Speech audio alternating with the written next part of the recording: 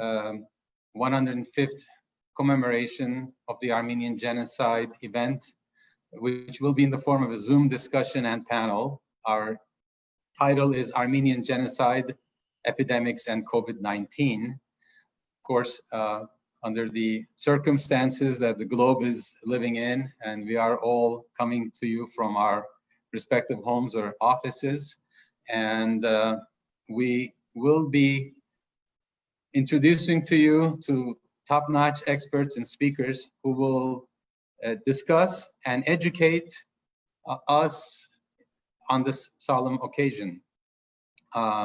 We will start with Hachik Moradian, who will talk about the genocide and the epidemics in the context as they interrelate to each other. He will be followed by Dr. Garbis Harboyan, who will lecture about the specific area within the context of the genocide and the epidemics that involved medical experimentations on victims, especially children, during the genocide.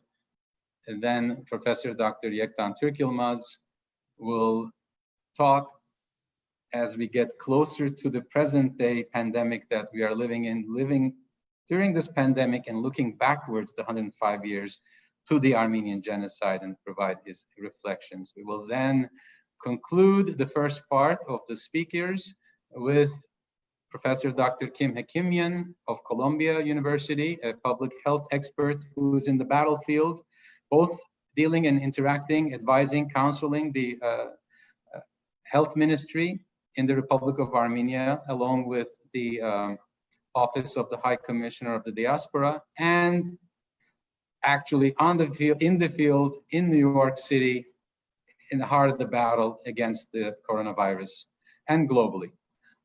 I will also introduce to you two co-moderators who will be helping me through this process. And we will then go into the second segment of our program, which will involve a discussion among the panelists, a panel that will also be able to take some questions online from you, and we will be providing those questions to our speakers for their answers. That's in essence our Q&A session.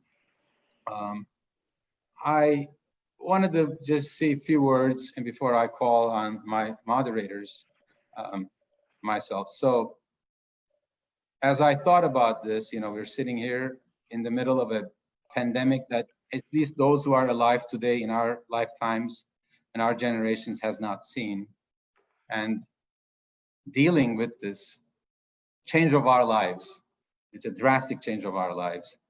But at the same time, when we look back to 105 years ago, there were people, our people, Armenian people living in their towns and villages across Western Armenia and beyond, who had to leave suddenly. Their lives drastically changed. Most of them were killed, and those who survived had to battle disease, famine, torture, and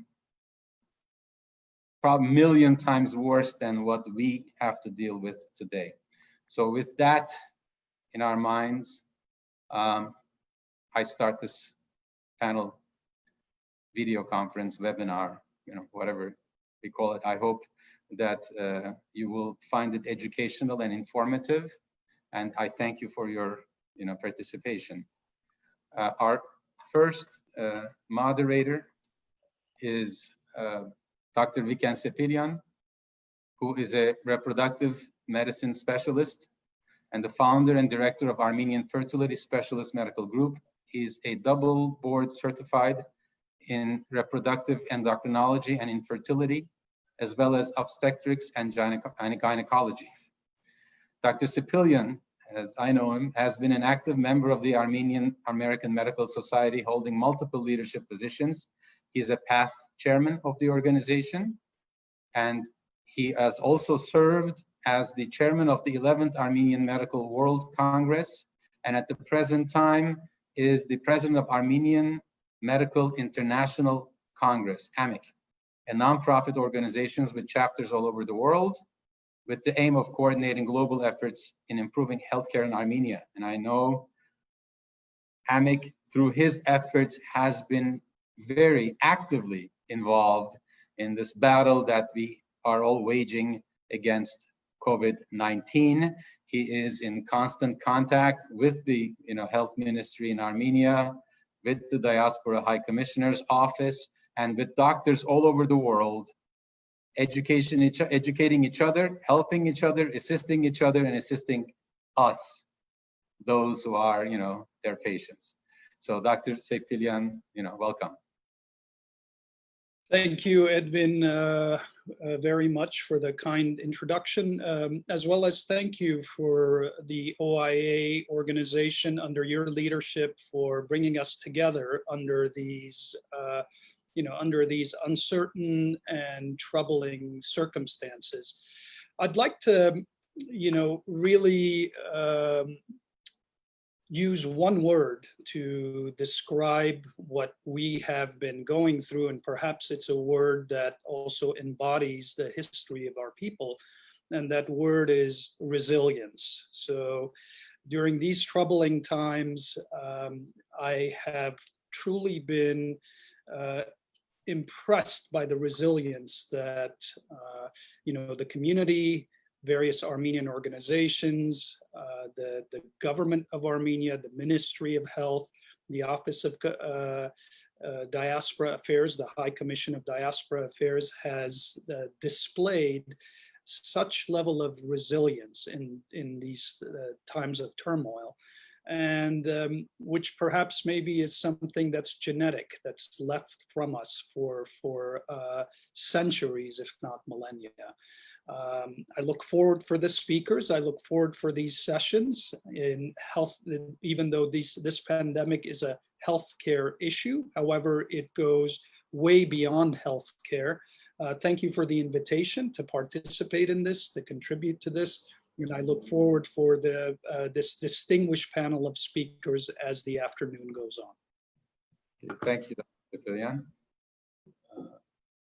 I will now introduce and welcome our other co-moderator. First of all and foremost, a dear friend of mine. He is a former chairman of the Armenian Bar Association, currently co-chair of its Armenian Rights Watch Committee. He's a renowned criminal defense attorney. He has been a leader of Armenians in all aspects, but as in today's context, what I recall the most was his leadership as he chaired the committee that organized the 100th anniversary of the Armenian Genocide in Los Angeles, the 165,000 person march, and one of our most memorable events as we continue to fight, as we continue our search for eternal justice for the genocide and to get global recognition. He, of course, he's also been a law professor. He serves on the Civil Service Commission of the city of Glendale and gives back to his community in all ways he can. I can go on and on and on, but Mr. Ghazarian, welcome. We want to hear from you.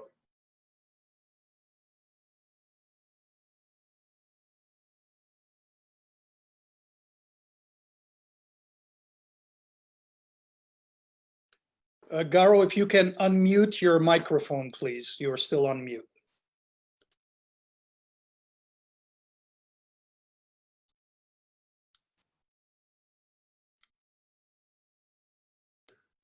Leslie? All right. Շատ շնորհակալ եմ Edvin եւ իսկապես անգամ եւս հբարդ եմ քեզմով եւ Dr. Sepilianov. The two of you for years and years have been at the forefront.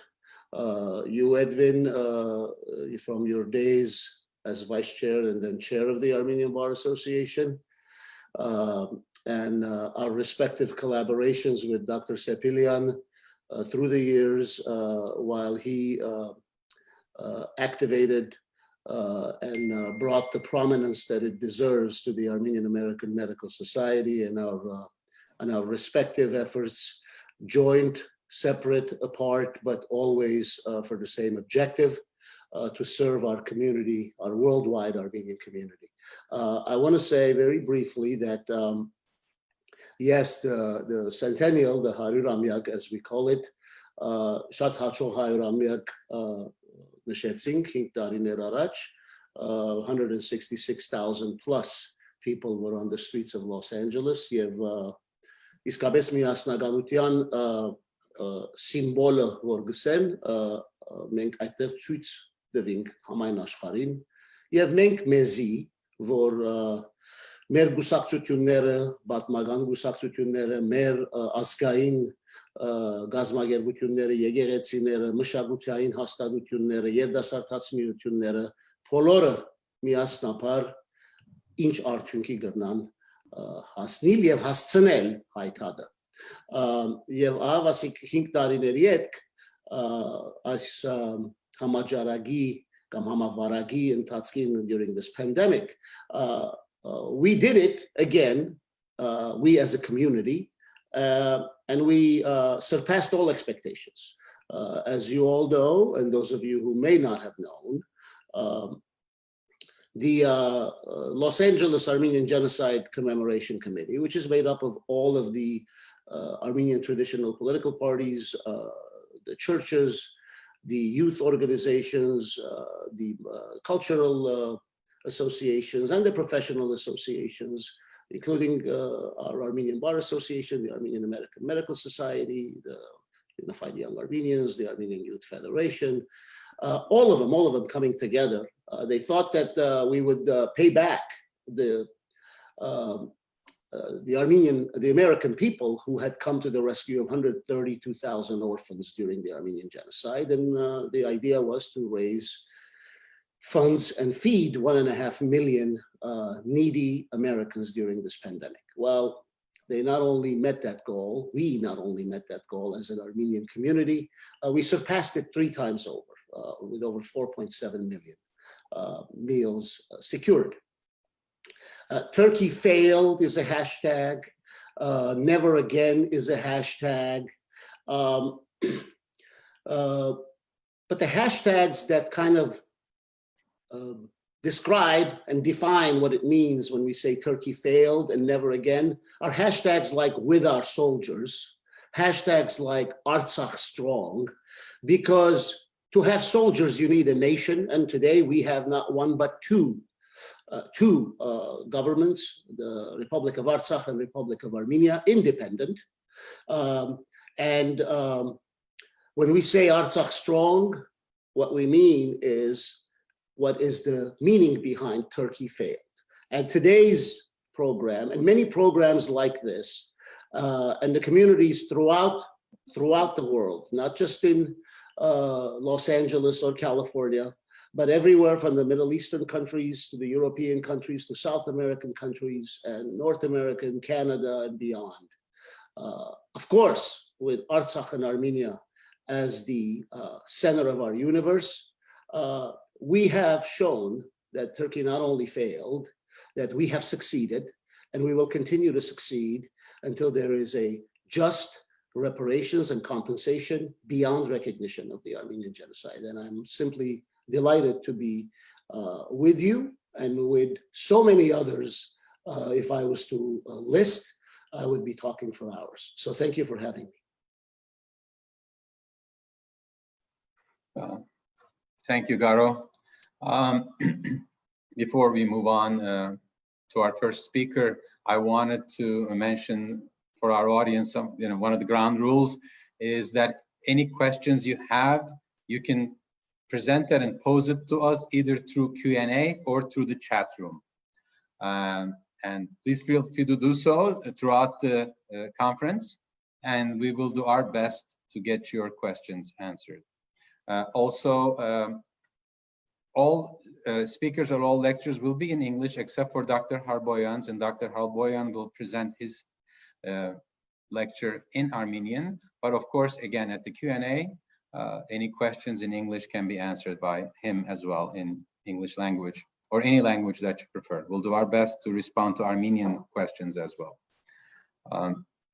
As we move on, I want to, introduce with pride our first speaker, Professor Dr. Hachig Muradian. He is a lecturer currently with Columbia University in Middle Eastern, South Asian, and African Studies Department. He has written and spoken extensively about the genocide. He's authored many articles on the genocide, mass violence, and unarmed resistance. And he's published everywhere that we've seen him. Specifically, is also the editor of the peer-reviewed journal, the Armenian Review, if I'm correct. And he has many, many, many accomplishments, but one of them that we, at least at OIA, are very proud of is that he is the first recipient of OIA's Hrant Dink Justice and Freedom Award that we presented to him. We had the honor to present to him in 2014. Dr. Muradian, it's a pleasure to have you, and the forum is yours. Thank you, Edvin, for that introduction, and thank you for the opportunity to shave and put on a suit jacket. This is indeed, in these extraordinary times, I was asked to allocate the 10 minutes that I have on this panel to speak about the connection between epidemics and the Armenian genocide. And typically when we talk about the Armenian genocide, we mention how in the process of deportations, the hundreds of thousands of Armenians were exposed to massacres, disease, exposed to the elements, starvation. But it's very rare that we focus on a particular case, a particular disease, and the toll it had over the population that was being deported. So what I will do here, as I look at one particular aspect of Ottoman Turkey's dispossession and destruction of the Armenian population, I will be looking at the city of Aleppo specifically, and I will be looking at one specific disease, the typhus epidemic, and the toll it had on the Armenian deportees arriving in what is today Syria. I will do this in order for us to have some better appreciation and understanding of the dynamic on the ground and how disease and epidemics played a role in the destruction of the Armenian population and how it was weaponized by the Turkish authorities. I do this cognizant of the fact that, again, by focusing on one city and on one disease, clearly the bigger picture is not fully being obvious. At the same time, there are benefits to this kind of zooming in, because it will allow us to understand and appreciate better, right, the immediate environment and of one particular epidemic and its impact. So let me set the stage very quickly. The deportations of Armenians starting in April, the arrest of intellectuals, which marks April 24th, and mark the beginning of the Armenian genocide. The first deportees start arriving in Syria beginning in early May 1915. And as soon as these first deportation convoys arrive, particularly from Cilicia, Zeytun and its environs, several other cities in the region, there is an organized effort by the Aleppo Armenian community. There was a small Armenian community in the city of Aleppo of around 10,000 people, small but organized. The different Armenian churches, the different Armenian community organizations come together and establish several committees in order to take care of these deportees.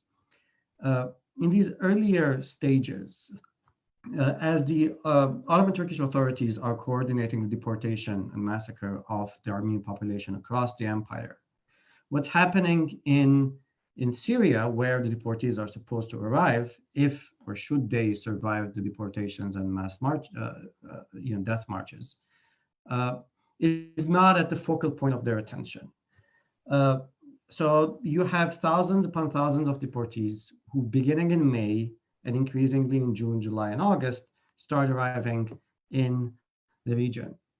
Now, most of the convoys that arrive, particularly over the summer of 1915, are convoys that are decimated. Most of the men are dead, are killed.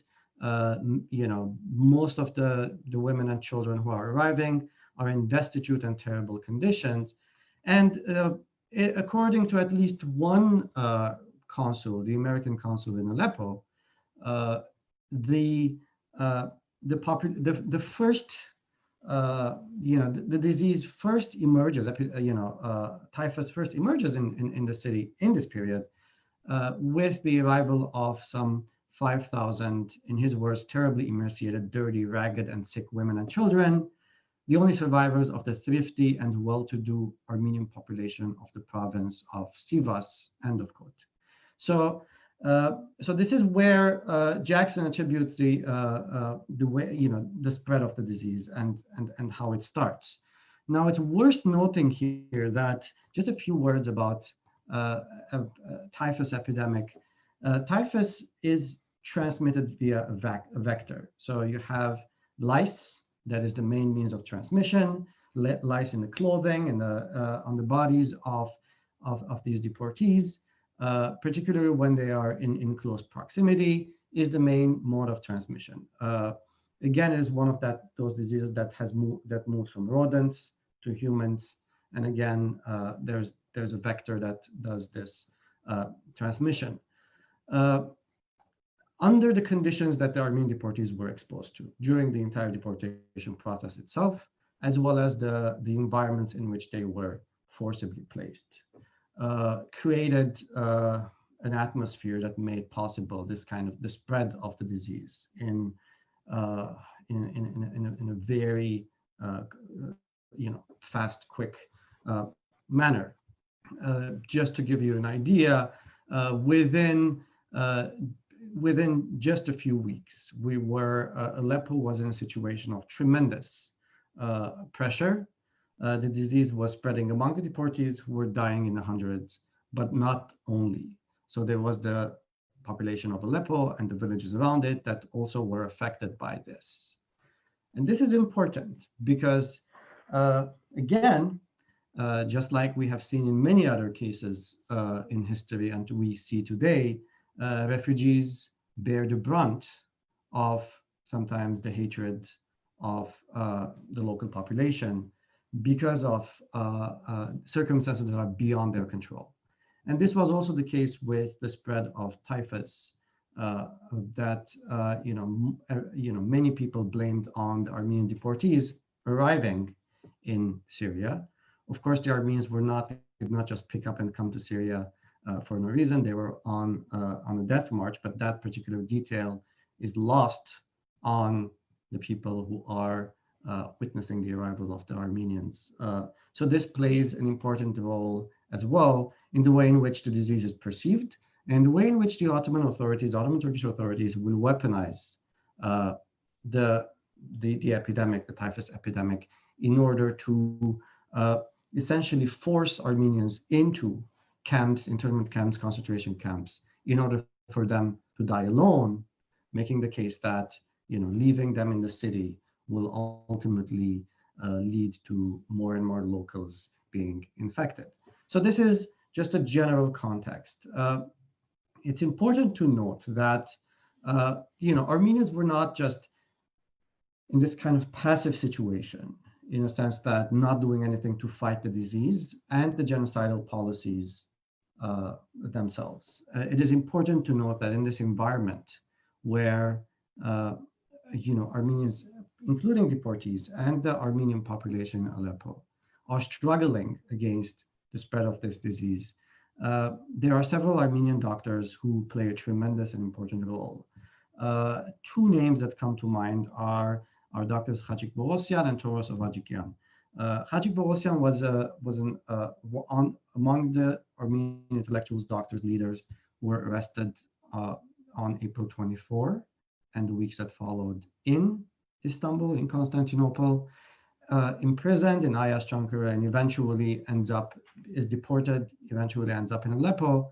So you can see how within months, now he is playing a crucial role in assisting deportees and helping deportees who are suffering from this epidemic. Toros Ovajikian is another name. There are several others who are part of this effort to assist the deportees as much as possible. At the same time, in September and October 1915, the authorities, the Ottoman Turkish authorities in the empire, particularly Cemal Pasha, who is responsible for the region that we are exploring right now, takes a number of stringent measures because he's alerted by the Germans particularly that the spread of typhus, the spread of the epidemic in the region is endangering military supply lines. So suddenly this becomes an issue of military importance. And getting rid of the Armenians from Aleppo in particular, from this urban area, and from many of these roads where deportation convoys were arriving, becomes a military necessity. And there's an interesting irony here. The fact that originally the Ottoman authorities used military necessity as an excuse to deport and annihilate the Armenian population. And now whoever has survived of these first round of massacres and has arrived in Aleppo is being, once again, these people are being accused, these people are being perceived as a threat by the mere fact that the disease is spreading among them, and it's a military necessity to push them out. So there's a number of orders that are issued in this period, September, October 1915, whereby the Armenians are supposed to be forced out of Aleppo into concentration camps outside of the city. The plan being that Armenians are supposed to die alone, right? The spread of the disease should be prevented, and particularly the dangers it poses to the military supply lines should be controlled. So this leads to police officers, the police, gendarmes, and others, essentially combing the city and dragging people from their hiding places, from their homes, from the courtyards of churches, in the hundreds, in the thousands, and essentially deporting them to two sites, two detention centers called Sebil and Karlak, right outside the city, and then from there to El-Bab, a nearby town, and then ultimately in the direction of Deir Zor. The deportation of Armenians towards Deir Zor and ultimately their massacre there in the summer of 1916, was already a process that was underway. So Armenians were, as they arrived in Aleppo, gradually were being deported into Ras Al Ain, into Deir Zor, in the general direction along the Euphrates towards Deir Zor. What happens, though, is in September, October 1915, this process is accelerated because the usual process that was taking some time becomes a problem with the disease spreading so much among the population. So this is just to give a quick overview of what is happening to the Armenian population. So what happens is, at the same time, the Armenians who had the disease were all rounded up and placed in 3 locations that were supposed to be hospitals. And most of the deportees will identify this place as essentially a place where people went to die, right? Because of the way the disease spreads, there were ox carts that carried the dead, oftentimes without their clothes. Their clothes were burned typically in order to get rid of the lice, through the streets of Aleppo into the outskirts of the city and buried. And these are scenes that you see over and over again described in memoirs, described in accounts by the German Consul of Aleppo, the American Consul of Aleppo, and many other eyewitnesses.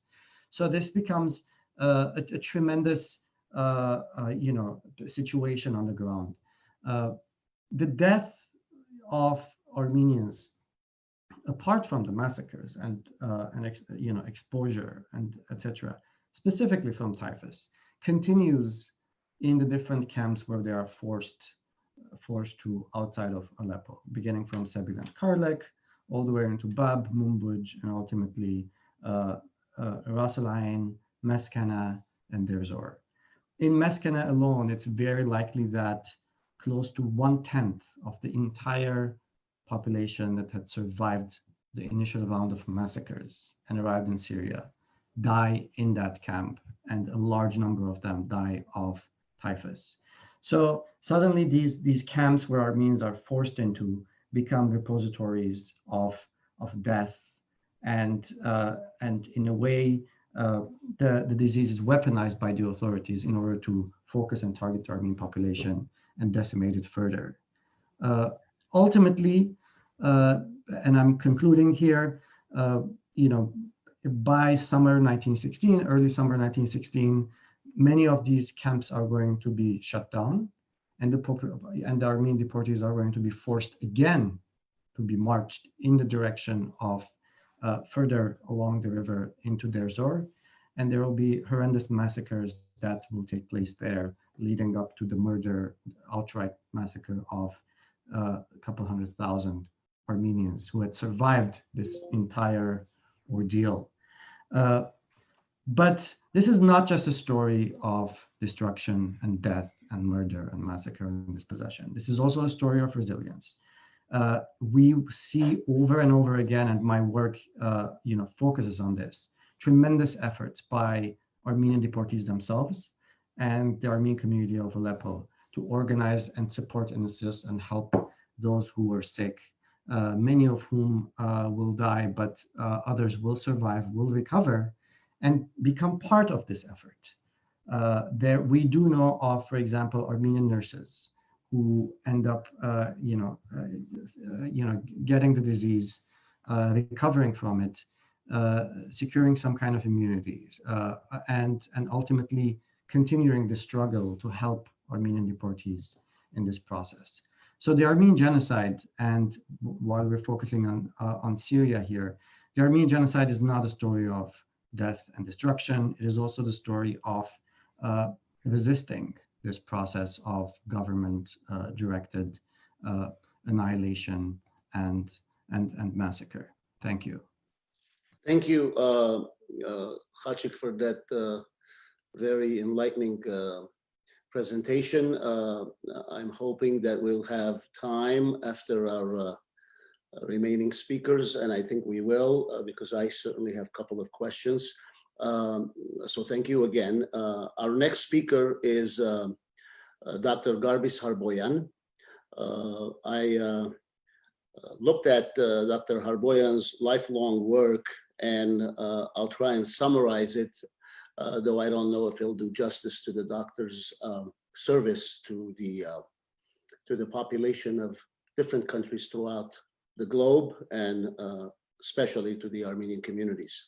Ուրեմն բժիշկ Գարբիս Հարբոյանը իր բժշկական ուսումը ավարտած է Բեյրութի ամերիկյան համալսարանի մեջ 1965 թվականին։ Հաջախած է Բեյրութի ամերիկյան հիվանդանոցի քիթ գոգորտ խրճափող ագանջ մասնակիտական բաժանմունքը 1965-69 թվականներուն։ Արիքնահադանք հրավիրված է մաս կազմելու նույն բաժանմունքին իբրև դասախոս ուսուցիչ մինչև 1975 թվականը։ Բժիշկ Հարբոյան ավելի քան 35 տարի աշխատած է իբրև մասնակետ եւ վիրապույժ Բեյրութի զանազան հիվանդանոցներու մեջ։ Եղջերիգի ընթոձին դարածման եւ լսողական խլության միադեղ քոյությունը, congenital corneal dystrophy with progressive sensory neural deafness, երեք անցերու մոտ առաջին անգամ լալով համաշխարհային բժշկական քրագանության մեջ հիշադակված է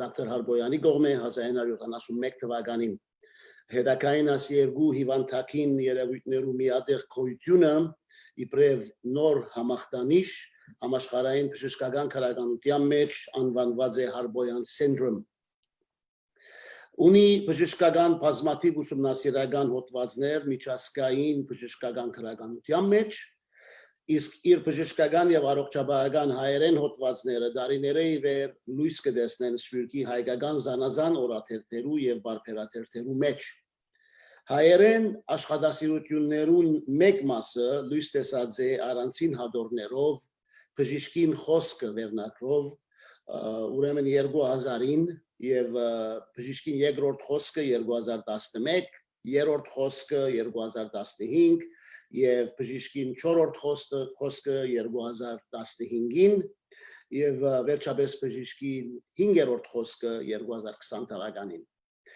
բժիշկ Գարբիս Հարբոյանը ուրալ գտնված է միշտ իր կորձուն մասնակցությունը բերած է ասկային հասարակական կյանքին մեջ ստանցնելով պատասխանատու պաշտոններ այստեղ գուզեմ նշել մի քանիները միայն ժամանակ շատ չխլելու համար բժիշկը եղած է Մեծիդան Գիլիկիո կաթողիկոսության ընդհանուր ժողովներու եւ կաթողիկոսական ընդրական ժողովի ադենաբեդ Լիբանանի հայոց թեմի ասկային երեսփոխան Կանադայի հայոց թեմի ասկային երեսփոխան եւ ասկային վարչության փոխադենաբեդ քաղաքական ժողովի եւ ուսումնական խորհրդի ադենաբեդ համասկայինի գետրոնական վարչության անդամ Լիբանանի շրջանային վարչության ադենաբեդ ու Կանադայի շրջանային վարչության անդամ, ինչպես նաև Լիբանահայ բժշկական միության գործադիր վարչության անդամ։ Անհրաժարակած է խաչելության ճանապարհը եւ խաչելութենեն հարություն 2015 թվականին այս հադորները հայոց ցեղասպանության 100-ամյակի առիթով եւ հայ բժիշկներուն ադամնապուժներուն եւ տեղակորձներուն ոտիսագանը հայկական ցեղասպանության ընթացքին հադորը 2018 թվականին ինչպես նաև խճանկարներ հայկական ցեղասպանութենեն հադորը 2019-ին դարիներ շարունակ հայ հասարակական կյանքի եւ հատկապես համասկայինի ծիրի մեջ իր դարած աշխատանքին արիքնահատանք բժիշկ Գարբիս Հարբոյանը համասկայինի շքանշանը ստացած է գետրոնական վարչության կողմէ 2009 թվականին նա նաև արժանացած է Կանադայի հայոց ասկային առաջնորդարանի ասկային եկեղեցական ծառայության Հովհան Մանտագունի շքանշանին 2015-ին իսկ 22 հուլիս 2016-ին նա բարգեւադրված է նաև Ջինիշյան Ցերնարգի Բեյրութի գետրոնի տնօրենության կողմէ քնահատանք հուշադախտակով Բեյրութի խորհրդատու հանձնախումբի մեջ իր բազմամյա ծառայության համար եւ վերջապես բժիշկ Հարբոյանը 26 հունվար այս տարի 2020-ին բարգեւադրված է նաև նորին Սուրբ Օզություն դերդեր Արամ առաջին կաթողիկոսին կողմէ կաթողիկոսության Գիլիգյան ասպետի շքանշանով հբարդ եմ ծեր ծառայության համար եւ օրինագելի աշխատանք տարածեք սիրելի դոկտոր ուրեմն հրամեցեք Շնորհակալ եմ Edgar Garo I will talk about the pandemics in general that occurred during the genocide. I will talk in Armenian, so let me start. Համաշխարհային առաջին պատերազմեն առաջ եւ պատերազմի ընթացքին Օսմանյան պետության ընկերային կայքամին հետևանքով եւ պետության առողջապահական պայմաններու չկայության պատճառով ինչպես նաեւ պետության անհոգության ու անպատրաստից ըլլալուն հետևանքով Զանազան վարագի հիվանդություններ համաճարակի ցեվով ողողած են երկրի բոլոր տարածքները եւ ամբողջ Օսմանյան բանակը Այս վարագի հիվանդությունները ունեցած են գործանարար եւ կանտիչ հետևանքներ ամեն կողմ եւ ժողովրդի բոլոր զանգվածներու մեջ հատկապես երկրին հայ հույն հրյա արաբ եւ ալավի փոքրամասնություններու մեջ հայկական ցեղասպանության ընթացքին հայ քաղաքականները եւ հավաքավայրերը գտնված են առողջապահական չափազանց վատ պայմաններու մեջ եւ հոն փուն տրված են դարբեր համաճարակներ Հայ քաղաքականները այս վադարողջ քաղաքականներու մեջ ենթարկված են թուրք իշխանության կողմէ թիմումնավոր եւ ձեռագրված սովի անօթության եւ չրազուրգումի։ Քաղաքական ժողովուրդը զրկված է առողջապահական նվազագույն պայմաններեն։ Անոնք մակարած են առանց ըմբերի ճուրի եւ սննդեղենի, ավարած են հնամեշ եւ բادرդած վրաններու դակ, չեն ունեցած նույնիսկ նախնական փանիկները, լվացարանները, շրջապատված են ջահիջներով, որոնք բխտած են ջանջերով, մժեղներով եւ զանազան այլ տեսակի միջատներով։ Ոչ լոդությունը եղած է համատարած եւ բնական երևույթ։ Անոնք չեն վայելած բժշկական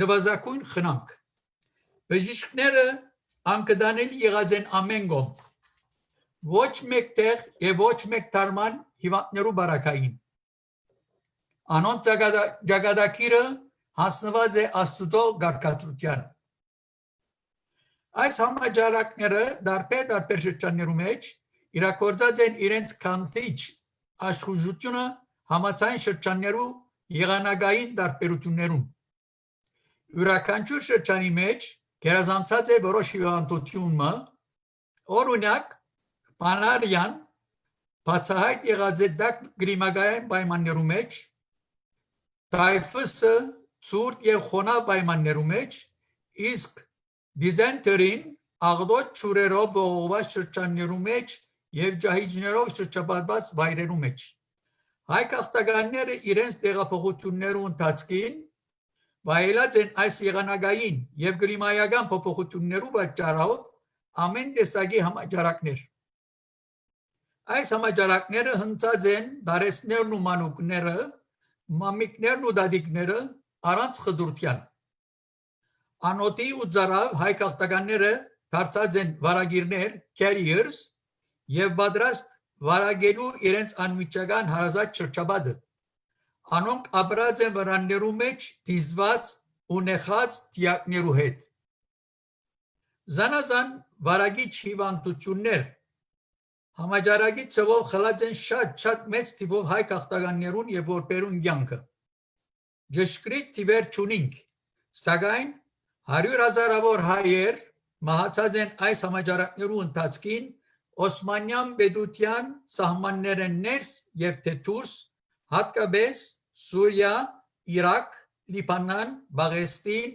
Հունաստան, Հայաստան եւ Եգիպտոս։ Նշանակալից եղած են տայֆոիդի, տայֆուսի, գրտնվող դենտի, այսինքն recurrent fever-ի, դիզենտերիի, մալարիայի, քոլերայի, ձաղգախտի, smallpox-ի եւ տրակոմայի համաճարակները։ Հայ քաղաքական ժողովրդի սրտաջմլիկ կացություններու գողքին անտին Բոսոյ եւ Օսմանյան պետության զանազան քաղաքներու մեջ հայ բժիշկները, գեղագործները եւ ադամնապուժները իրենց բարդատիր զինվորական ծառայության ընթացքին աքսորավայրերու, բանդերու կամ իրենց աշխատած հիվանդանոցներու մեջ վարակված են ժանդախտե։ Անոնց շատերը մակարել է ետ մահացու ժանդախտի թեմ մահացած են եւ միացած են հայ ժողովրդի նահատակ պաղանքին։ Իմ ուսումնասիրություններուս համաձայն Բոսո եւ կավարներու մեջ ժանդախտե մահացած են 79 բժիշկ, ադամնապուժ եւ տեղագործ։ Ցեղասպանության ընթացքին հայերու վրա բծավոր դենտ, այսինքն տայֆուսի հիվանդության շրջիկի փորձառություններու մասին գրնանք հաստատել հետևյալ մանրամասնությունները։ Թուրք բժիշկներն խմբակը մորնալով բժշկության Հիպոկրատի ուխտը տայֆուս հիվանդության շրջուկի առաջին օրինակները փորձարկած են հայերու վրա։ Առանց գիտական հիմնադրումի անոնք կատարած են բժշկական փորձարկություններ հայ հիվանդներու վրա։ Անոնք արած են ժանդախտե, այսինքն տայֆոիդը դարաբող հիվանդներուն արյունը եւ ներարկած են հայ հիվանդներուն, որոնք հետակային մահացած են։ Tayfasi tem badbastanüt գտնելու նպատակով թուր բժիշկները հիվանդանոցներու մեջ փորձեր կատարած են հայ զինվորներու վրա, որոնց մեջ շատերը նույնպես մահացած են։ Անոնք հայերը կործածած են որպես փորձարական կենտանիներ եւ հայ հիվանդներուն ներարգած են թայֆսով վարակված արյուն։ Ուրիշներ մահապեր պատվաստի ներարգման հրաման տված են իրենց գործգից օսմանցի բժիշկներուն։ Այս ոճրակորձ թուրք բժիշկներեն եղած են Բահաեդդին Շաքիր, ան դիվ հիվանդության շիջուգի առաջին օրինակները փորձարկած է հայերու վրա։ Երկրորդ Տոֆի Սելիմ իր հրամանով բծավոր դիվի, այսինքն թայֆսի թեմ պատվաստանույթ գտնելու նպատակով Երզնգայի կենտրոնական հիվանդանոցի մեջ փորձեր կատարված են հայ զինվորներու վրա, որոնց մեջ շատերը մահացած են, ան նաև մահապեր պատվաստի ներարկման հրաման տվողներեն մեկը եղած է։ Երրորդ Սուլեյման Նዕման, ան մասնակցած է հայերու վրա թայֆս հիվանդության շիջուգի փորձառություններում։ Չորրորդ Համդի Սուադ, բծավոր դենտի թայֆսի փորձառություններու հեղինակն է։ Անհայերը կործածած է իբրե փորձարական կենտանիներ։ Անհայ հիվանդներուն ներարգած է թայֆսով վարակված արյուն։ Անհայ հիվանդներուն ներարգած է այսպիսի արյուն շատ մտքերներու մեջ։ Այսօր Թուրքիո մեջ Համդի Սուադը գահամարվի թրկական մարեապանության հիմնադիրը եւ անոր նվիրված է Բոլսո Իշադագի դուն տանկարանը։ Թրկական զինվորական դատավարության ընթացքին թուրք բժիշկներ դոկտոր Հայդար Քեմալ եւ դոկտոր Սալահեդդին իրենց վկայությունները տված են ասելով, որ իրենք անձնապես ագանադես եղած են այս անմարդկային եւ բժշկականորեն անընդունելի արարքներուն։ Դոկտոր Հայդար Քեմալ 23 դեկտեմբեր 1918-ին բաց նամակ գրած է Թուրքիո ներքին նախարարության ասելով հետևյալը. հայոց վրա քիդական վայրակություններ կատարված են Երզնգայի մեջ 1915-ի դեկտեմբերին։ Այդ թվականին Երզնգայի երրորդ բանակի բժշկապետ Տոֆի Սելիմի հրամանով բծավոր դիֆե թայֆսե վարակված հիվանդներեն առնված արյունը առանց անկործանելու, այսինքն inactivate ընել է առաջ կներարկվեր անմեղ հայերու եւ գխապային զանոնք, որպես ներարկվածը թարմանող թեղմն է։ Բայց եւ այնպես անոնք կմահանային այս փորձարկություններեն։ Այս փորձարկությունները բժշկականորեն պետք է կատարվեին միայն փորձարական կենտանիներու վրա։ Այս փորձարկությունները կատարողը դոկտոր Համիդ Սուադ թրկական զինվորական բժշկական թերթին մեջ գրած էր, թե ինք այս փորձարկությունները գներ սպանվելու դատապարտվածների վրա, այսինքն այն հիվանդները, որոնք դատապարտված էին սպանվելու։ Սակայն ըսեան ես կվկայեմ, որ փորձարկվողներու միակ հանցանքը հայ ըլլալնին էր։ Այս փորձարկություններու մոդեն դերյակ են այդ օրերու Երզնգայի կենտրոնական հիվանդանոցի բժշկապետ դոկտոր Ռֆաթ Բեյ, ինչպես նաև Երզնգայի Գարմիր մահիգի բժշկապետ դոկտոր Սալահեդդին։ Շնորհակալություն։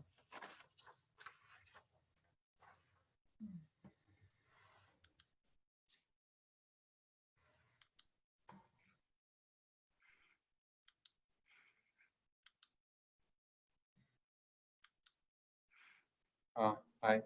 Okay. Շատ շնորհակալ ենք դոկտոր Հարբոյան։ Հիմա Գարոին պիտի կանչի, but Garo Kazarian? I can't get on the air. Let me see. Oh, Vicken. Can you tell Vicken to? Because the host has stopped. So հարցումները ադեն Dr. Հարբոյանի հետ follow գրնանքնել and ով որ հարցում ունի գրնա chat room-են or Facebook-են մեզի հարցումները հրգել եւ մենք կա դոկտորին պիտի հարցնենք։ Շատ շնորհակալ ենք նորեն դոկտոր։ Գարո հիմա քեզի մի կանչեմ ինտերլյուդի համար։ Շատ մերսի։ Շնորհակալ եմ դոկտոր Հարբոյան, ես հարցումներ կգրեի արագ երբ կխոսեիք, հարցում պատասխանի ժամանակ կփորձեմ արիթ ունենալ 1-2 հարց տալուց էր ներկայացման առնչությամբ։ Իսկ այս պահուն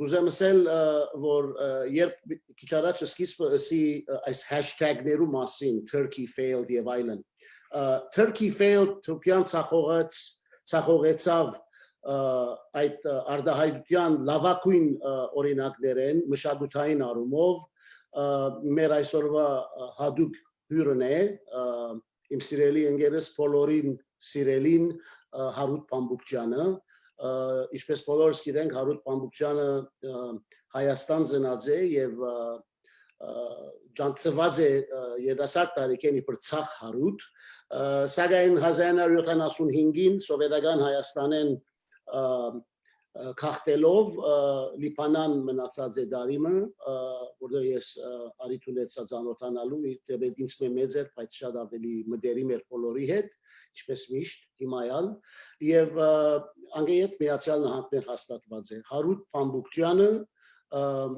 հոմանիշն է Թուրքիո ցախողության իր մշակույթով եւ իր երանթով, դաղանթով եւ հայկական ոգիով։ Ուրեմն հբարդ եմ, որ արիթ ունենք Հարութին լսելու, եթե կարելի է այս պահին միացնենք Հարութին։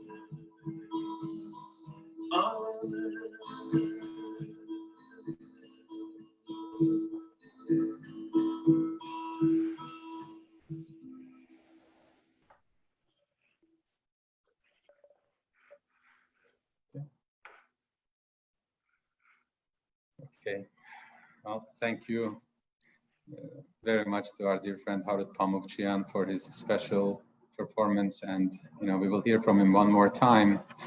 And with the goosebumps, I will, before I call the next speaker, as I listen to Dr. Hachik Muradian talk about Aleppo and the conditions, I thought of something and I want to share it to put it in proper context. A quote from Peter Balakian's great book, The Burning Tigris. Someone who was helping a German businessman named August Bernot, who was one of the assistants to the Consul General in Aleppo of the United States that was referenced by Dr. Muradian, Jesse Jackson. This is what he wrote. As on the gates of hell of Dante, the following should be written at the entrance of these accursed encampments. You who enter, leave all hopes, feeling that what he had seen and heard surpasses all imagination. And he underscored, I thought I was passing through a part of hell. Everywhere it is the same governmental barbarism, which aims at the systematic annihilation through starvation of the survivors of the Armenian nation in Turkey. Everywhere the same bestial inhumanity on the part of these executioners and the same tortures undergone by these victims all along the Euphrates from Meskene to Deir Zor. With that, I will now call our third speaker, another good friend of our people and personally. Professor Dr. Yektan Türk Yılmaz received his PhD from Duke University Department of Cultural Anthropology. He taught courses at University of Cyprus, Sabancı, Bilgi, Duke, California State Universities, addressing the debates around the notions of collective violence, memory making, and reconciliation, and politics of music. He is working on his book manuscript based on his dissertation, Rethinking Genocide, Violence and Victimhood in Eastern Anatolia, 1913 to 1915, that addresses the conflict in Eastern Anatolia in the early 20th century and the memory politics around it. He has been 2014-15 EU-ME Fellow and returned as EU-ME Fellow for academic years 17-18, 18-19, and presently, that's the Europe and the Middle East. He's based in Berlin, and he's associated with the Freie Universität Berlin, Free University of Berlin, Friedrich Meinecke Institute. Dr. Türk Yılmaz, welcome, and we would like to hear your perspectives as we sit today and looking back 105 years. Thank you very much, Edvin, for your introduction. I would also thank Organization of Istanbul Armenians for the invitation. It's a great honor for me being with you, commemorating the victims and survivors of the genocide. I'm going to today. I will try to kind of look back to the days of genocide from our dire times today, at the midst of the global pandemic. So let me start with the genocide. I'm sure all our listeners already know about this, but just a general framework. Armenian genocide is one of the most horrifying tragedies of the 20th century. Within a year, over 1 million Ottoman Armenians, amounting to more than 20% of the Armenian population in the world, was decimated by the Committee of Union and Progress government in the Ottoman Empire. On April 24th, 1950, the government rounded up around 250 Armenian notables, intellectuals, clergymen, and political leaders in Istanbul. They were moved and incarcerated in central Anatolia. Only a handful survived. Finally, on May 29, 1915, the government passed the infamous temporary law of deportation, Tehcir Kanunu. The law made no explicit mention of Armenians, yet the target was apparent. The final destination for the forced deportees was Deir ez-Zor, in what is today eastern Syria by the Euphrates. Only Armenians from Istanbul, Izmir, and the areas of Russian occupation and a few other regions escaped the forced removals. Deportations were often accompanied by lootings, the killings of able-bodied adult men, and the abduction of children and young women. The massacres also included systematic extermination of almost all Armenian conscripts in the Ottoman army, who had already been disarmed, by the way. Many refugees perished on the way due to harsh weather, continuous attacks and starvations.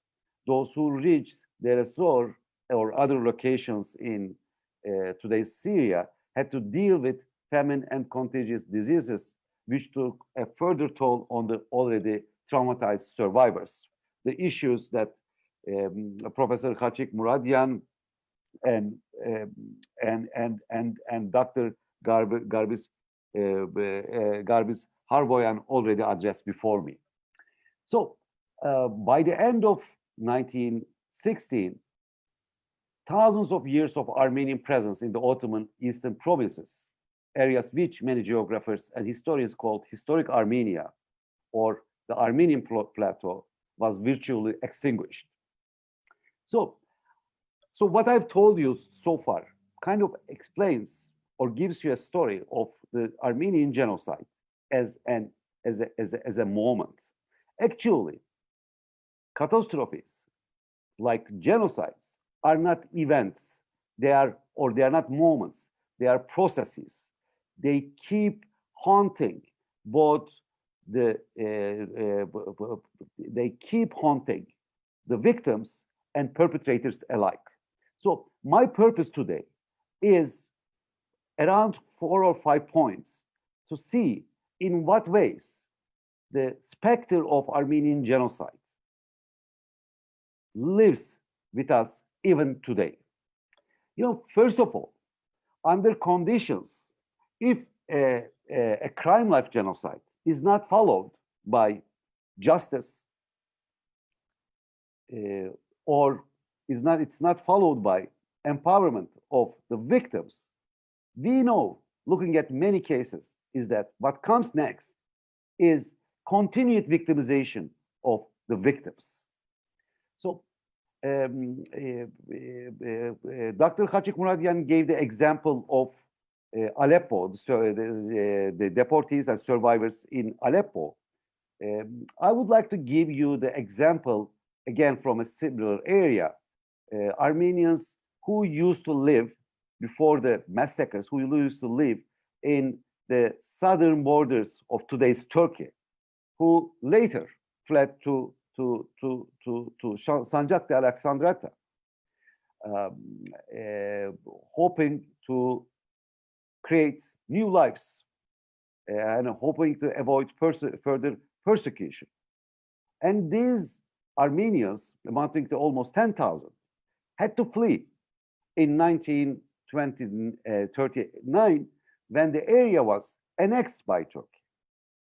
So, and many of them fled either to Cyprus or to Lebanon.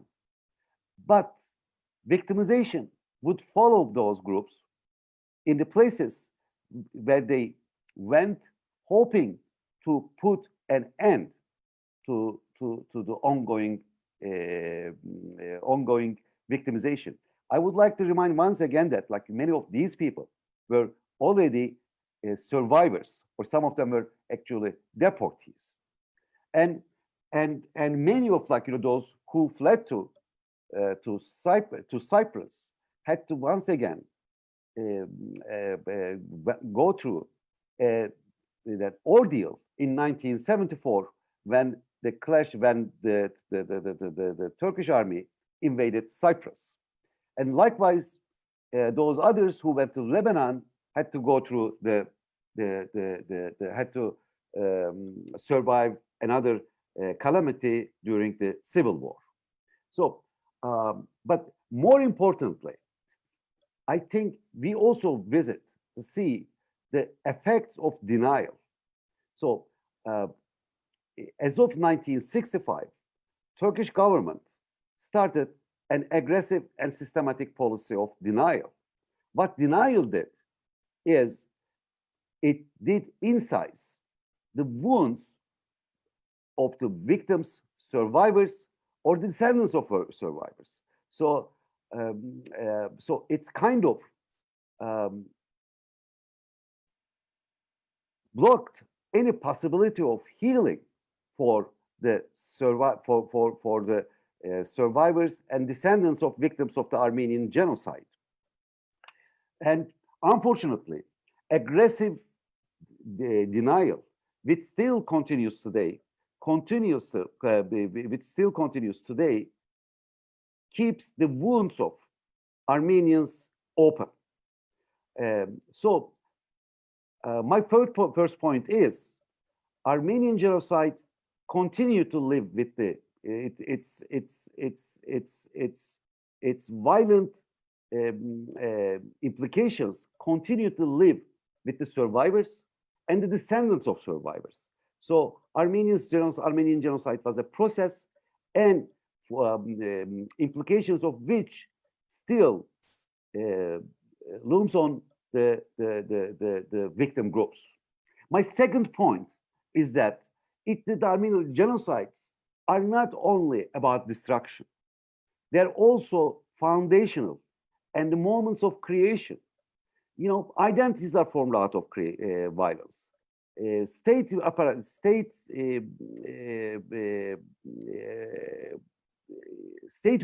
are born out of violence, and it wouldn't be an exaggeration to say that Armenian genocide was a foundational moment for the Turkish state and Turkish nation and Turkish national identity, and more importantly, the injustice of genocide continue to shape Turkish politics. Armenians were not the first to demand equal citizenship rights in Turkey or in the Ottoman Empire in those areas, and they are not the first to be punished, so to speak, for the crime of demanding equal citizenship rights. But even after the destruction of Armenian population, of the Ottoman Armenian population, similar demands by other groups continued. Namely, if I were to give a couple of names, by Kurds, by Alevis, and by other groups in Turkey. And so the memory of genocide or the curse of the genocide continued to haunt the country and its politics up to today. And a third point, a third observation about genocide, if we put the genocide in the broader context of Middle East, the genocide was not only about the killing of Armenians. We know that Assyrians as well as Yazidis were also the victims of the genocide. If we take a broader perspective, broader trajectory, we see that Armenian genocide, ex post facto, we can locate it as a major moment in the process of de-Christianization of the Middle East. Let me just give you one example. By 1900, the Christian population of the Middle East, the entire broader Middle East area, was over 20%. And until a couple of years ago, the estimates were below 5%. And if we look at the Armenian, the areas especially that Armenians used to live, I think we would get even a bigger, even more extreme figures here. So, and likewise, like Armenians, the other groups like Assyrians and Yazidis continue to be targets of discrimination and persecutions at various occasions over time. And my fourth point is that that Armenian genocide was also a watershed in this entire process of de-Christianization, and also an important, I think, historical moment in the creation of the ongoing crisis, never-ending crisis, which turned it into a total conflagration, especially since 2011, when the civil war in Syria began. And again, the curse of the genocide, this time, or the specter of genocide, showed its ugly face only a few years ago in Shengal against Yazidis.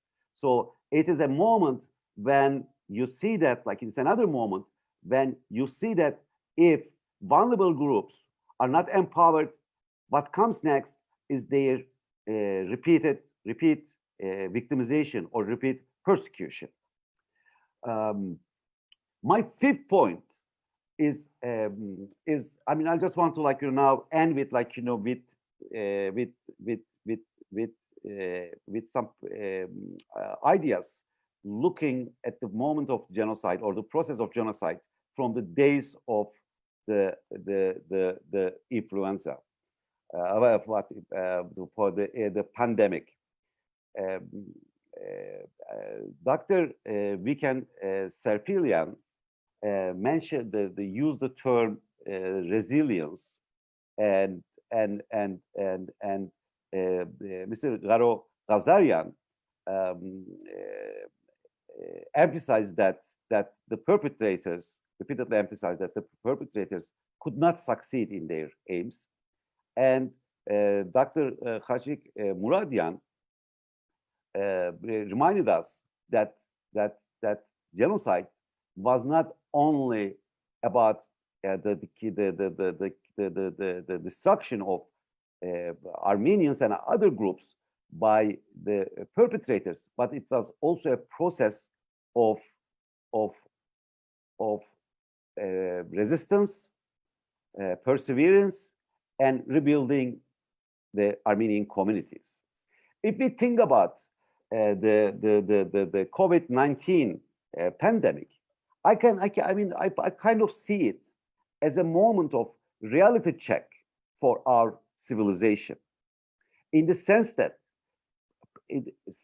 over the past 3 decades, I think humanity is becoming increasingly concerned about the new and approaching catastrophe that would likely have impact on entire humanity.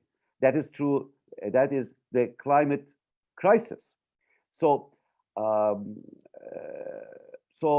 and likewise, many genocide scholars or many scholars who do work on conflict point at likelihood that new forms of genocide or new forms of catastrophes might emerge in the context of this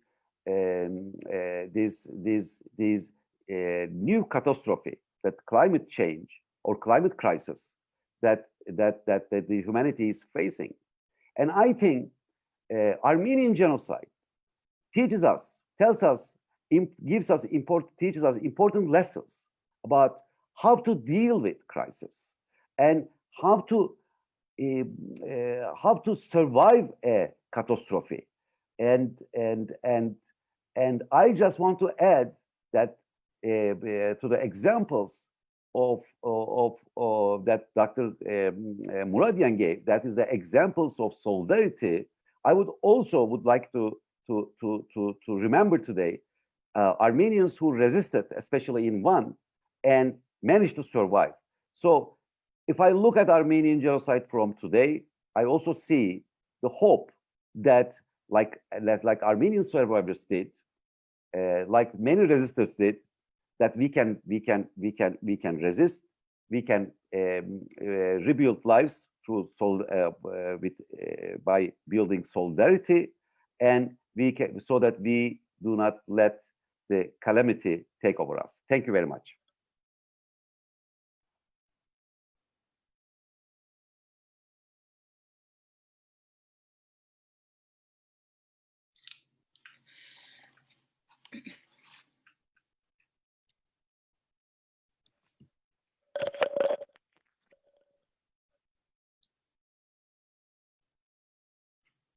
Okay, thank you very much, Dr. Türk Yılmaz.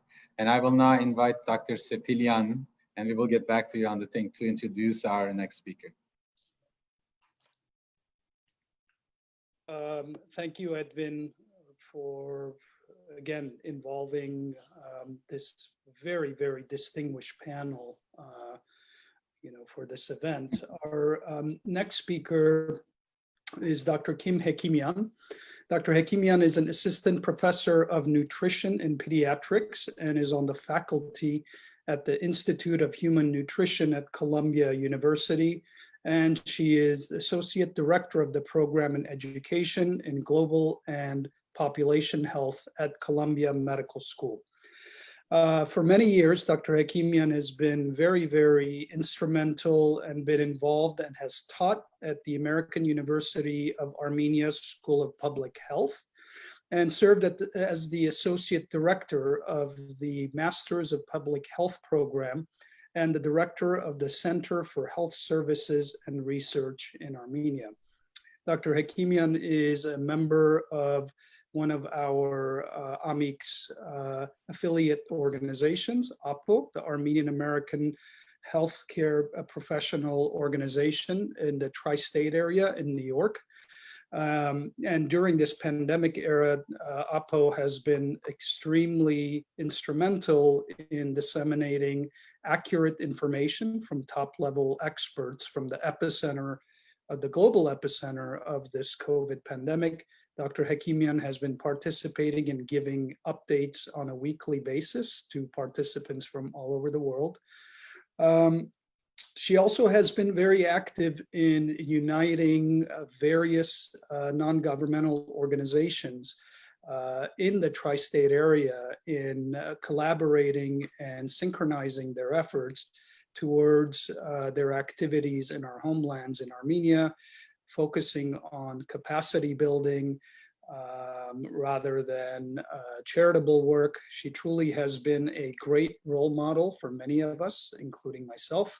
And it truly is my distinguished honor to ask Dr. Hekimian to this podium on this platform. So Dr. Hekimian, please take over the screen and deliver your remarks. Thank you.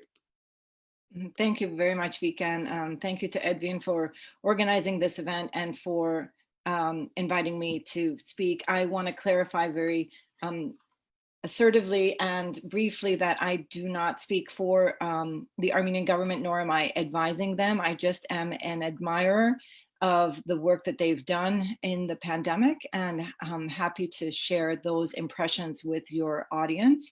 And also, I am not on any front line. I'm working remotely from my home office as I am here today. I have had the privilege of being able to work remotely since the start of the pandemic here in New York City. So I just wanted to clarify that. I decided to share a few slides with the audience because I think that they are illustrative of some of the impressions that I have. The theme of this talk today is, the sort of the relationship between the pandemic and the genocide, commemorating the genocide, and sort of the history of the First Republic and all of the challenges that the First Republic faced with everything going on geopolitically and also militarily, but this idea that there were infectious disease elements that ended up really affecting all of the refugee population and their vulnerable state is something that I think history hasn't spent as much time on. And I'm glad to see that the speakers today were highlighting those issues. Obviously, Armenia has changed significantly, and the pandemic that we're facing today, there's a night and day difference in their capacity to handle it. And I would actually argue that Armenia is doing a phenomenal job with the leadership of the Ministry of Health and this their abilities to meet the needs of their population as best they can, given their resources for COVID-19. So if you'll allow me, I'm just going to share a few slides to go through that.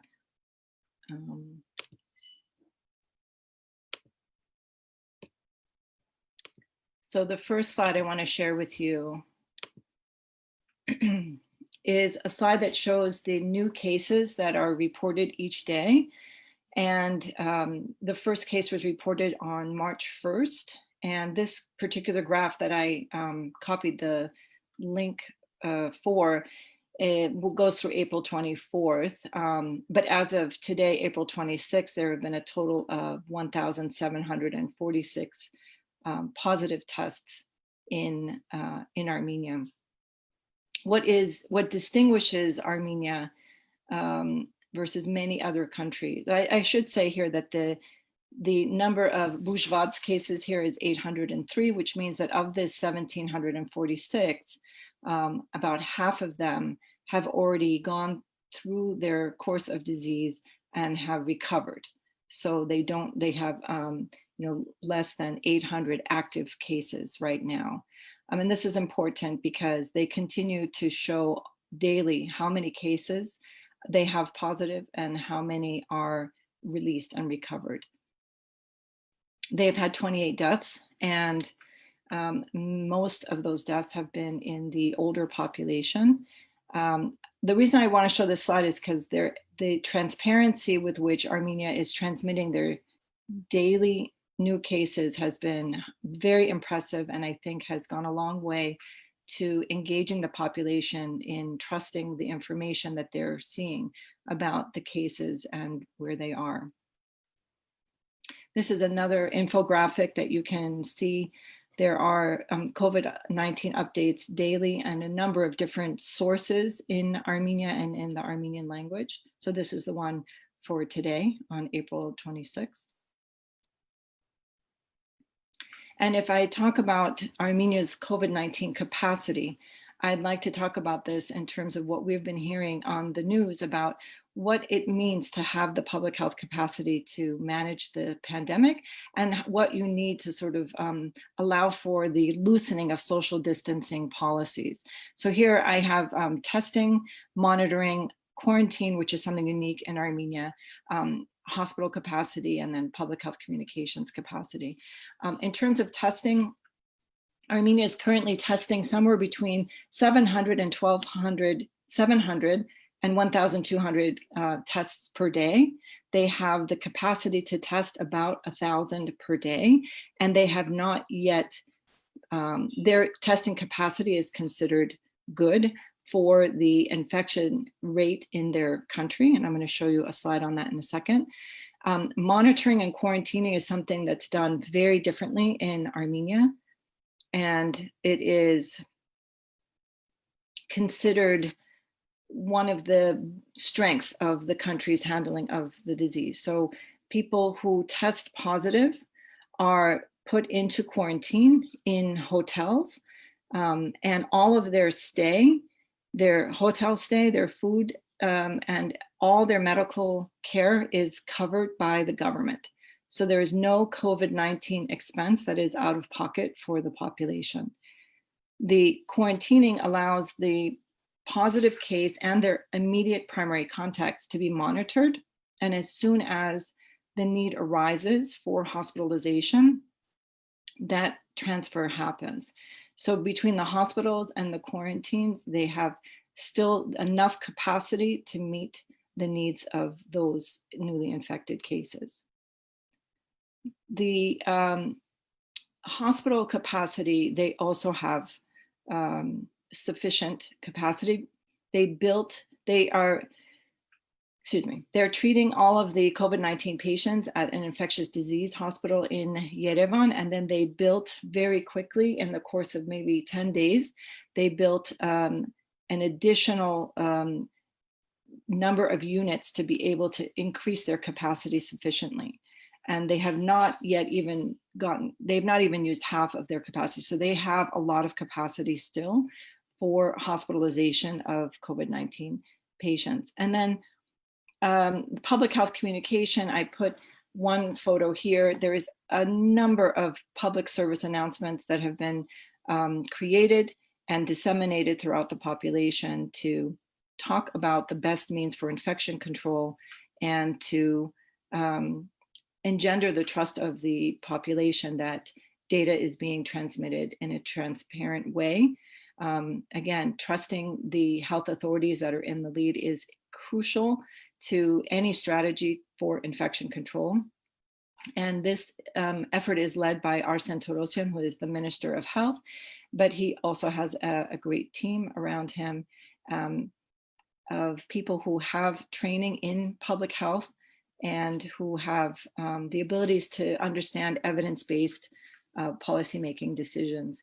This photo on the right that I include is a photo from a video that talks about the restaurants that are involved in Armenia, the restaurants that are making the food for the people who are in the hotels who are COVID positive or are the primary contacts for the people who are COVID positive.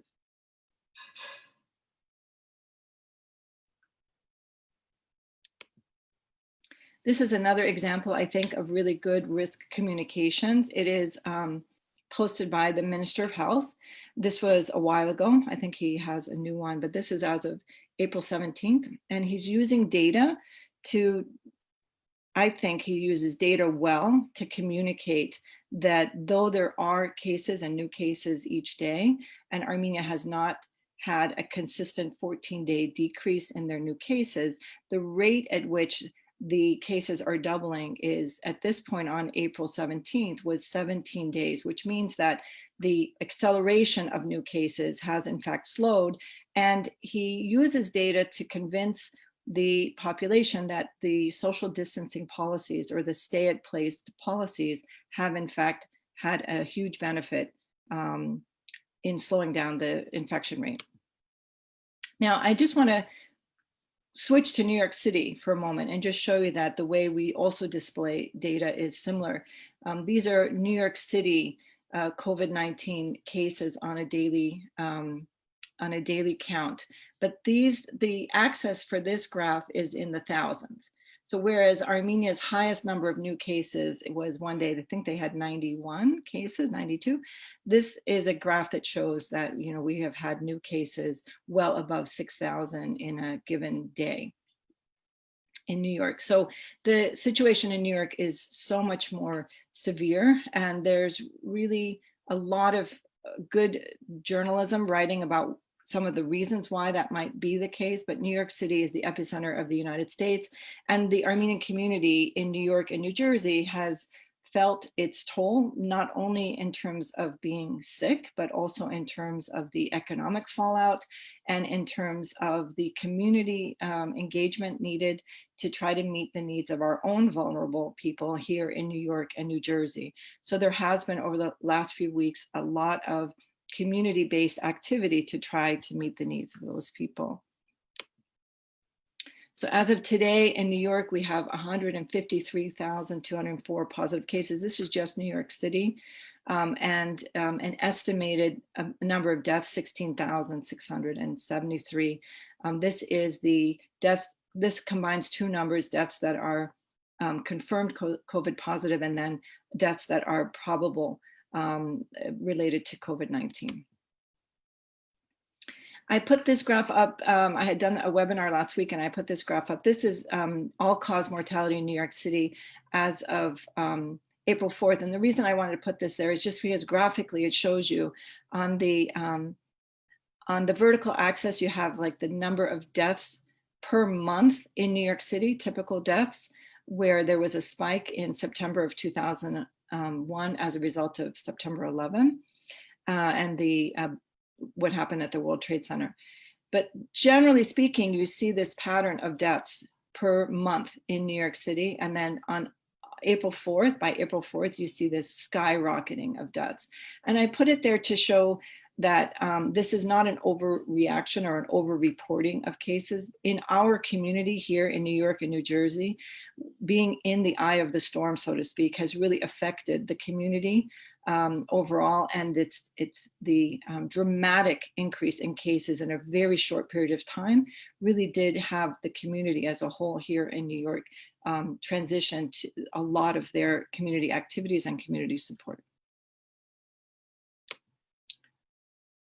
And I think this is one of my last slides. I'm showing you here that New York and New Jersey, this was as of April 6th, so these numbers have changed, but as of April 6th, these were the cases in New York and New Jersey where we have, you know, a very large Armenian diaspora and community. I'm speaking to you from my home in New Jersey. And I just wanted to compare this to California because I know most of you are watching this in California, and just to compare the two graphs to show you the immense number of cases that we have here in New York and why our situation is different in terms of the way that we feel vulnerable to this disease.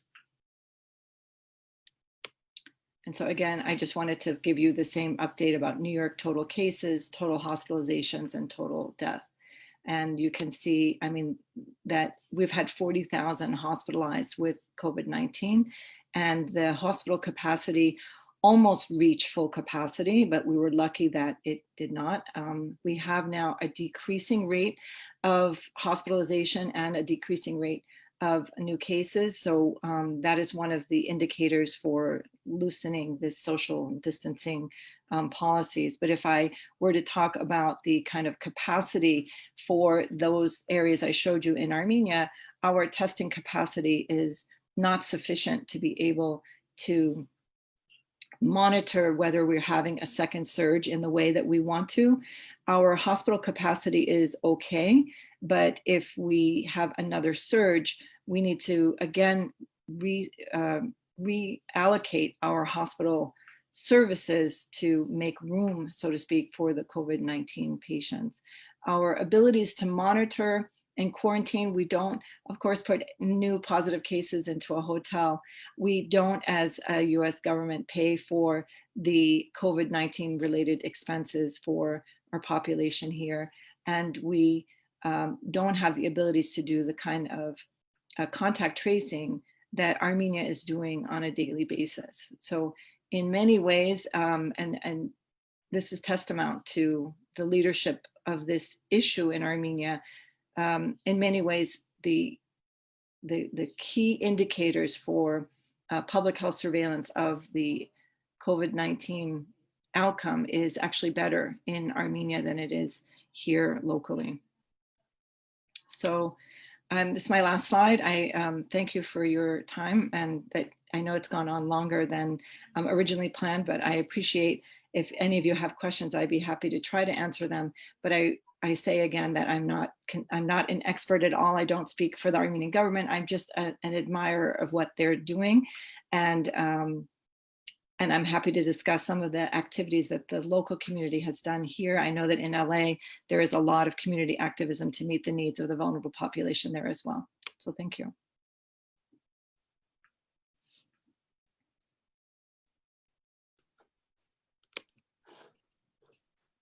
Thank you, Dr. Hakimian, for that really informative update on what's happening really in Armenia and what's become the epicenter of the global pandemic in Armenia. Edvin?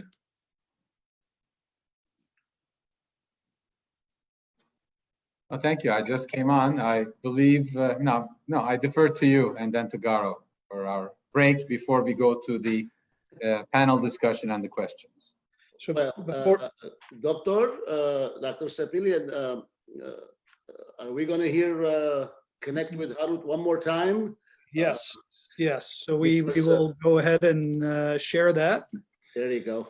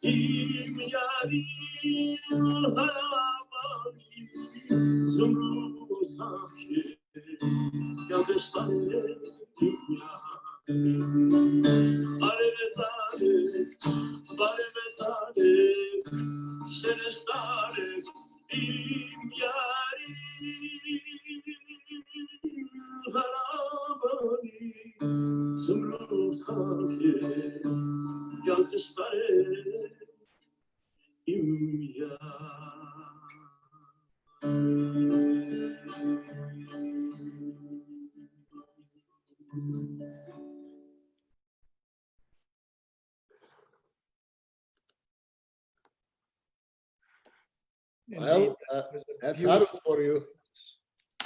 Thank you. Shout out to you, Harut. God bless. So, Okay, Edvin, Vicken. are you ready? Yeah, Vicken, are we ready?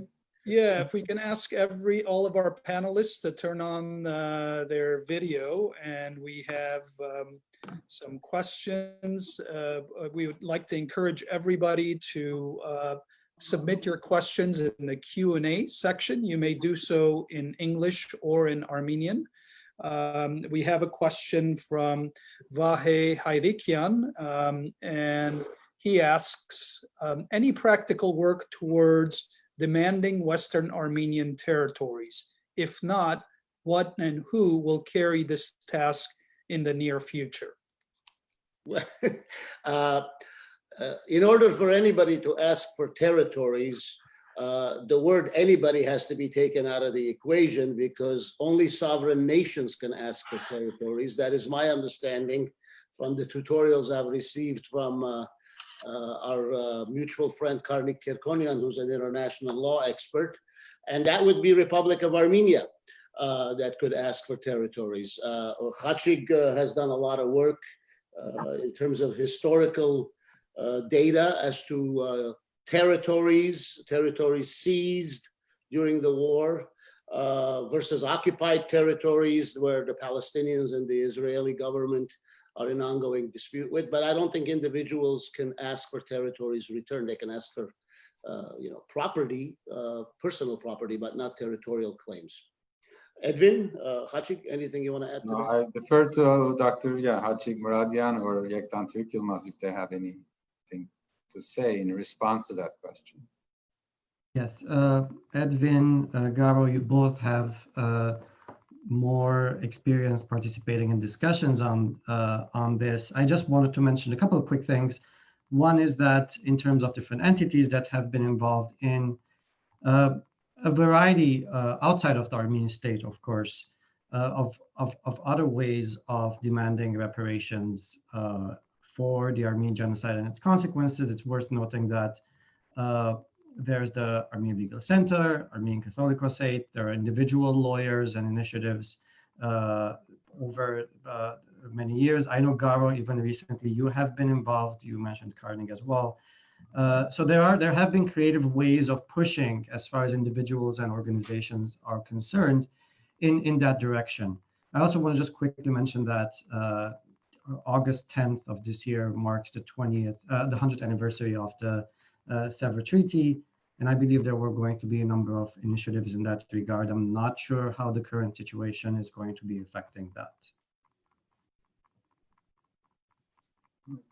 Yes, thank you. Thank you very much for that. We have a question from Dr. Nazili Daphne Sahar Yildizi, Doctor of Public Health from Loma Linda University, Department of Public Health Promotion and Education.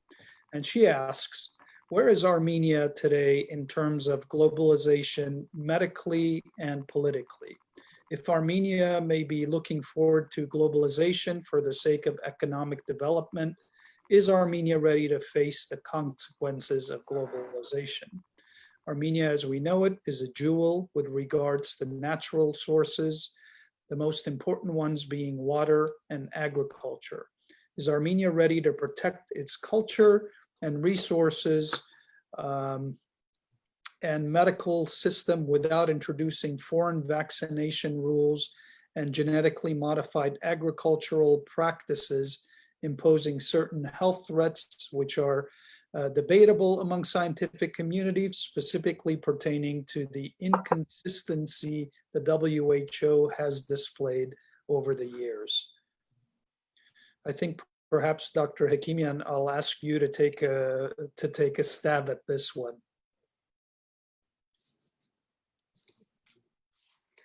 I think that. Thank you, Vicken. Thanks for passing that. Well, I mean, thanks for the question. It's a very, very broad question. I'm not going to be able to answer that. And again, just to remind the audience I don't at all speak for the Armenian government. I think that that we all know and understand that tourism is one of Armenia's largest economic drivers, and that Armenia has participated in the movement of globalization, and that movement of globalization has been positive for Armenia's economy and other areas of growth.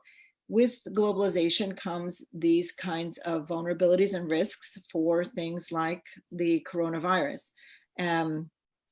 I can't speak to the areas of agriculture and vaccines and things of that nature. What I can say is that as the evidence grows stronger about the best ways to manage the infection and control the transmission of the infection, and at the same time safely open up the economy, Armenia will be moving in that direction and hopes to quickly, at the safest time possible, reopen the avenues of travel and tourism and other businesses that require the loosening of social distance policies.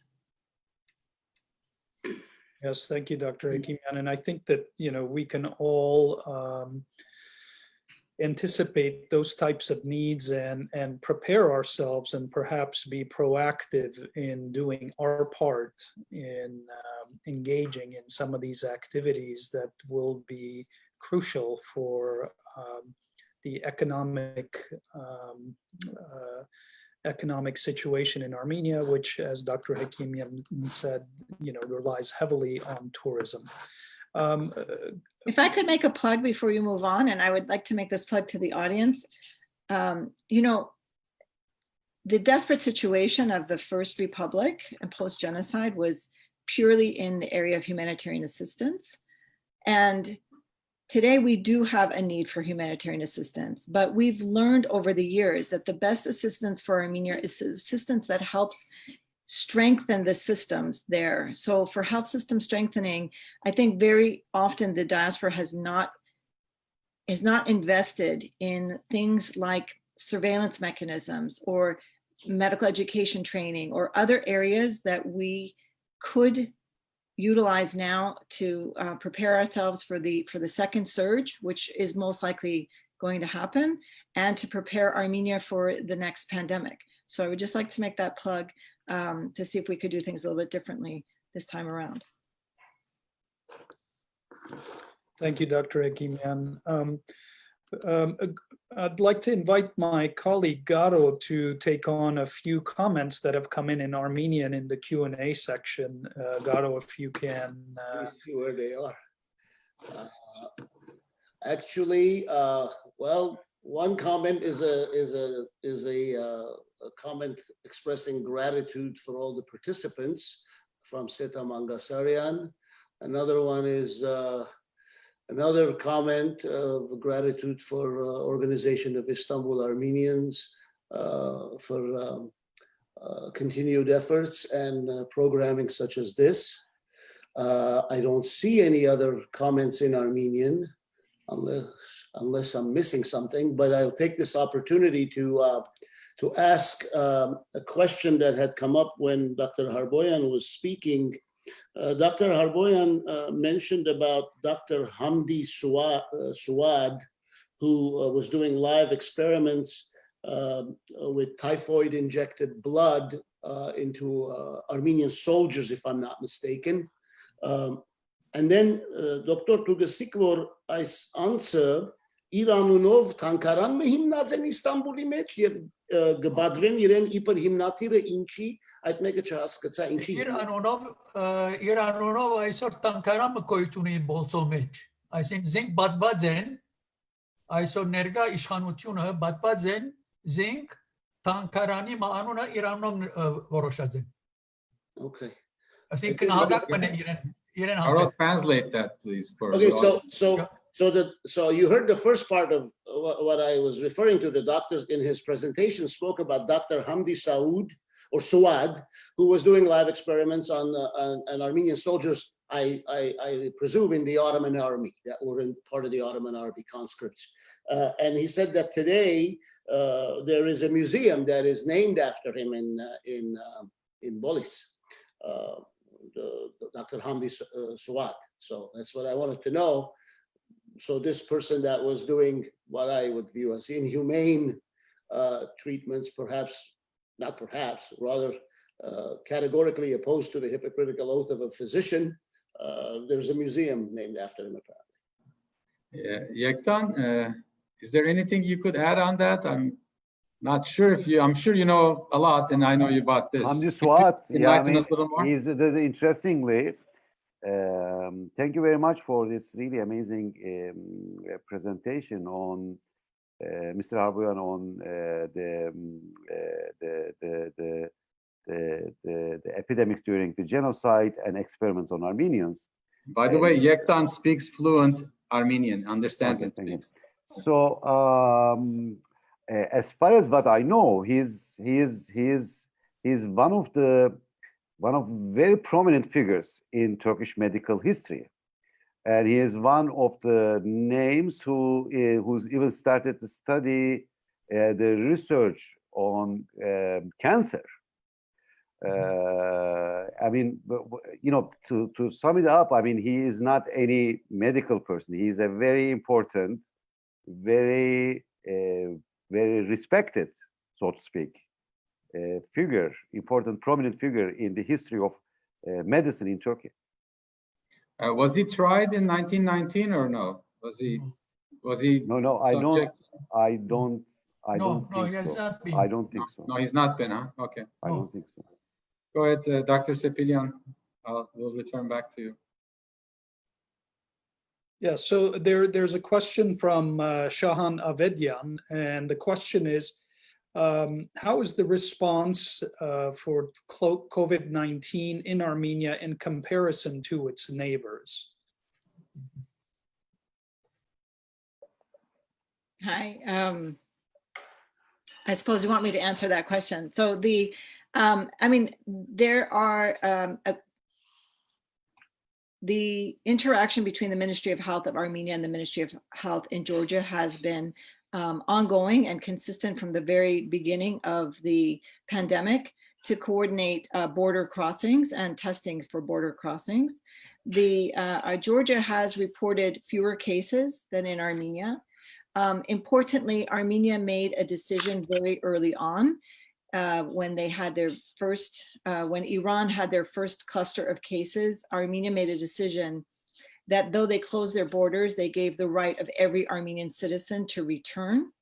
And so when Armenian citizens returned, there were cases among those who traveled in from other countries, and that may account for some of the differential in cases.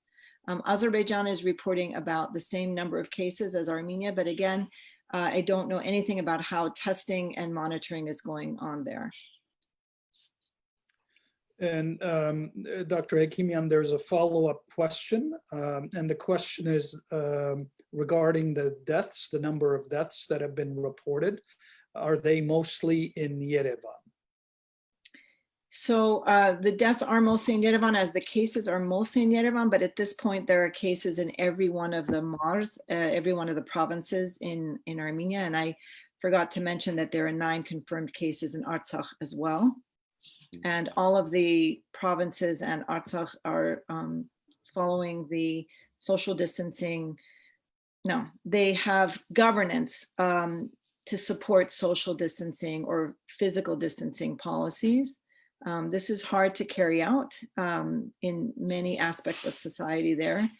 And it really relies on people's vigilance and human behavior in order to slow the transmission in these areas, but mostly in Yerevan, yes. Dr. Sepilian, may I ask a question? Of course. Yeah, because switching, I want to address this to Dr. Hachik Muradian, and also derivatively as a second follow-up, if need be, to Dr. Yektan Türkilmaz. Dr. Muradian, you did talk about, of course, the disease. You did reference the causation issue, and I'm gonna be specific, because in a lot of denialist, theories and propaganda, what we usually hear is that, well, Armenians were transported for security reasons, the deaths were related to World War I and mostly perhaps to diseases that happened that was beyond our control. In other words, diseases disconnected from the cause-effect relationship of the genocide. And that's one of the primary themes of, or the tenets of the denialist argument. Could you please address that and rebut it for us? Yes, so it is indeed one of the central arguments, as you say. A couple of things here. The first is that there's 2 components to it. The first is the fact that, unlike a bulk of the population of the Ottoman Empire, of course, there are many groups there was a lot of population movements, displacement, other communities were severely affected, but there's a distinction that needs to be made between people suffering the consequences of the war, whether it's disease, starvation, etc., in an environment that they're familiar with, as opposed to people being marched under harsh conditions, massacres, starvation, being exposed to the elements and being exposed to disease in those kinds of conditions. Not to mention the fact that, finding themselves in extremely hostile environments, like the Syrian desert, or in areas where they don't speak the language. It's worth noting that we're talking about Syria. Many of these Armenians who are arriving here do not speak Arabic, right? So all of these elements are important. That's one component. The second component has to do with essentially weaponizing intentionally the disease in order to continue the decimation of the Armenian population. And this is also an important element. So the Ottoman authorities were not simply, letting the Armenians die. They were in fact pushing the Armenian population into areas, concentrating them in these camps that would become repositories of just death and the spread of the disease. I gave the example of Meskene, You read a quote from Bernal about, comparing, Maskana to hell. It is that kind of environment, and it's worth thinking about in both regards. So not just in terms of there being a centrally coordinated plan of destruction through massacre, but also, whenever these opportunities are arising, you see a weaponization of disease as well. Okay, thank you. Yeah, I think this is a great question, and I would like to once again quote Dr. Harboyan. When we talk about epidemics, contagious diseases, it was not only Armenians for sure, and there was a widespread contagious diseases also within the army. I know the case of Erzurum. By December 1914, daily hundreds of soldiers were dying. And then also that, but if you look at, figures, not only, but before that, let me say this, both, if you look at, why these happen, I mean, it's not that, diseases are not just biological events. They are very social, and they have a serious social and political dimensions. So not everyone is equally vulnerable to disease or pandemic. So what the government did is its decisions made certain groups more vulnerable to epidemics or contagious diseases. I mean, it's their decision to be in the war without much preparation, of course, created this a catastrophic situation for the army, and their decision to exterminate Armenians, to force them out of their homes, made them vulnerable. I mean,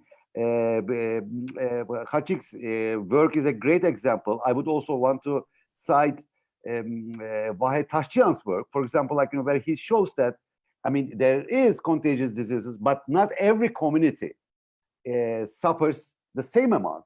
You see that Armenians suffer definitely more than other groups, for example, Arabs already living in those areas.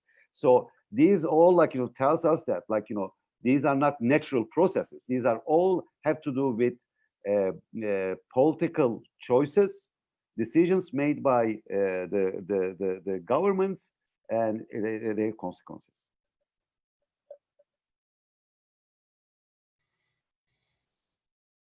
Thank you very much there. So we have some questions that are coming in from Facebook, and we have a question from Barit Maronyan for Dr. Hekimian.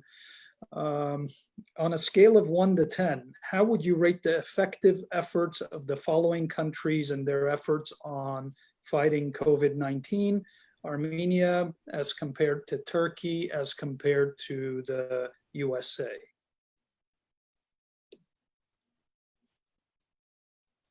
Thank you, Barit. I'm not in a position to expertly answer that question. What I can say is that what I can say about Armenia in terms of answering that question is the types of communication and public health communication and messaging that came out from Armenia from their very first case, which they learned about on, I think, February 29th, March 1st, is it's a huge contrast to the type of public health risk communication that came out from the federal governments of the United States and from Turkey. So I can't give a rating or a scale. What I can say is that future historians who are interested in this issue will be writing the history books looking at the kinds of decisions that were made along a timeline, a temporal timeline, from when we first knew about this new disease. And I think that they will help us clarify, when these history books are written, which countries took better governance early on. And I would hope that Armenia would do well in that comparison of those 3 countries. Indeed, yes. Thank you, Dr. Hekimian, and thank you, Barit, for your question. We do have a question from Salpia Karagian to Dr. Harboyan, And her question is, where can we read more about the diseases that the Armenian genocide survivors faced? There are many references, many books. For example, I have, there is Melanie Schultz-Tanyelian in her 2014 article, which is, I'm quoting, Diseases and Health, Public Health, Ottoman Empire, Middle East. This is the name of his study, her study. And in her writing, he quotes and says, there are at entrance of a heap of dead bodies laid unburied in the immediate neighborhood of the tents of those who were down with virulent dysentery. The filth in and around these tents was something undescribable. On one single day, the burial committee buried as many as 580 bodies. And she goes on, a lot of statistics, and this is a very, very good reference. Thank you. The name, of course, the author is Melanie Schultz-Tanyelian. I just want to jump in case, you know, I may be wrong, but you may be too humble to say it. But Dr. Harboyan, I believe you've written books about that topic. Is that correct? Yes, I published a book just a year ago about the Armenian doctors who were involved in diseases, and this is the book is Armenian. It's titled Հայ բժիշկներու, Ադամնապուժներու, Տեղակորձներու, Ոտիսագանը հայկական ցեղասպանության, Odyssey of the Armenian doctors, pharmacists, and dentists during the Armenian genocide. I found in all Ottoman Empire around 497 Armenian doctors. Among those 497 doctors, 316 were killed by the Turkish during the genocide. 79 doctors had the typhus or the typhoid, and they died because of the typhus or the typhoid. And 97 doctors were escaped, and they left the country, and they went all over the world, scattered, as we see, as we know. So 16% of those doctors were dead because of the typhus or the typhoid. So now I imagine if 16% of the doctors were dead because of the typhus or the typhoid, and those doctors were working in the hospitals, imagine if we say that during the genocide, there were in the Ottoman Empire 2 million Armenians, what would be the percentage of the people who died from the typhus, typhoid, malaria, or all other diseases? Most probably there were more than 300 or 400,000 Armenians killed from those diseases. I want to, if you permit me, to mention few references or quotations because of the pandemics during the genocide. The Henry Morgantown, the American Amerigazi Tespana, I have written in Armenian, so I will tell in Armenian. Charti orerun, this is a quotation from Henry Morgantown. Charti orerun boso mech haydararaze ink, sova anotutiunu çerazırgumu yevaragi çamarajara kivantutunere gdirabedin ampoç Osmanyan bedutyan mech. Yemasnavarobes haygagan kahtagayanneru mech. Jandaxtı, tayfoydu, hamadarazer ampoç Osmanyan bedutyan mech. Nansene Gse Hazarավոր մանուկներ մահացան անօթութենե զարավե եւ արագի չիվանտությունները ամբողջ տարածության ընթացքին։ Armen Wegner, մանուկները լալով դիչալով գմերներին անօտուտներ զարավուտ է և վարագի չիվանտություններ է։ Մարիա Ջեյքոբսն հազարավոր հայ մանուկներ մահացան չիկավորութենե, անօտուտենե և զանազան դեսագի համաճարակներ է։ Սիմոն Վրացյան և Ալեքսանդր Խադիսյան կսած են 1918-ին ամառվա և աշնան եղանակներուն Հայաստան ենթարկված է քոլերայի համաճարակին։ Կառավարություն ամեն միջոց դիմաց է պայքարելու այս համաճարակներուն, սակայն ցախողած են։ Եվ ցմրան եղանակին թայֆուսի համաճարակը ընտարացած է ամբողջ Հայաստանի մեջ, որ խլած է հազարավոր հայերու կյանքը։ 1919-ի առաջին 4 ամիսներուն մեծ թիվով հայեր մահացած են, մոտավորապես ժողովրդին 16 առ 100-ը։ Թայֆուսի համաճարակը նկատված էր այդ օրերուն գադարյալ աղետմը։ Քոլերայի և թայֆուսի համաճարակներու հիմնական պատճառ նկատված է հայ քաղաքականներուն մեծ թիվով կուտակումը ամբողջ Հայաստանի մեջ։ Եվ ասեմ, թե թայֆուսի անշուշտ մահացան այդ օրերուն Արամ Մանուկյանը և Ռոստոմը, երկուքն ալ թայֆուսի բերակվեցան և երկուքն ալ մահացան այդ պատճառով։ Thank you, Dr. Harboyan. We have a question. It's coming from Montreal, from Zavin Zakarian. Question to Dr. Turk Yilmaz. The Armenian genocide issue puts Armenians and Turks on opposite sides of the debate. For many Armenians, this is a personal and moral issue seeking justice. However, the justice part of the Armenians also implies the inclusion of the return of lost land and property.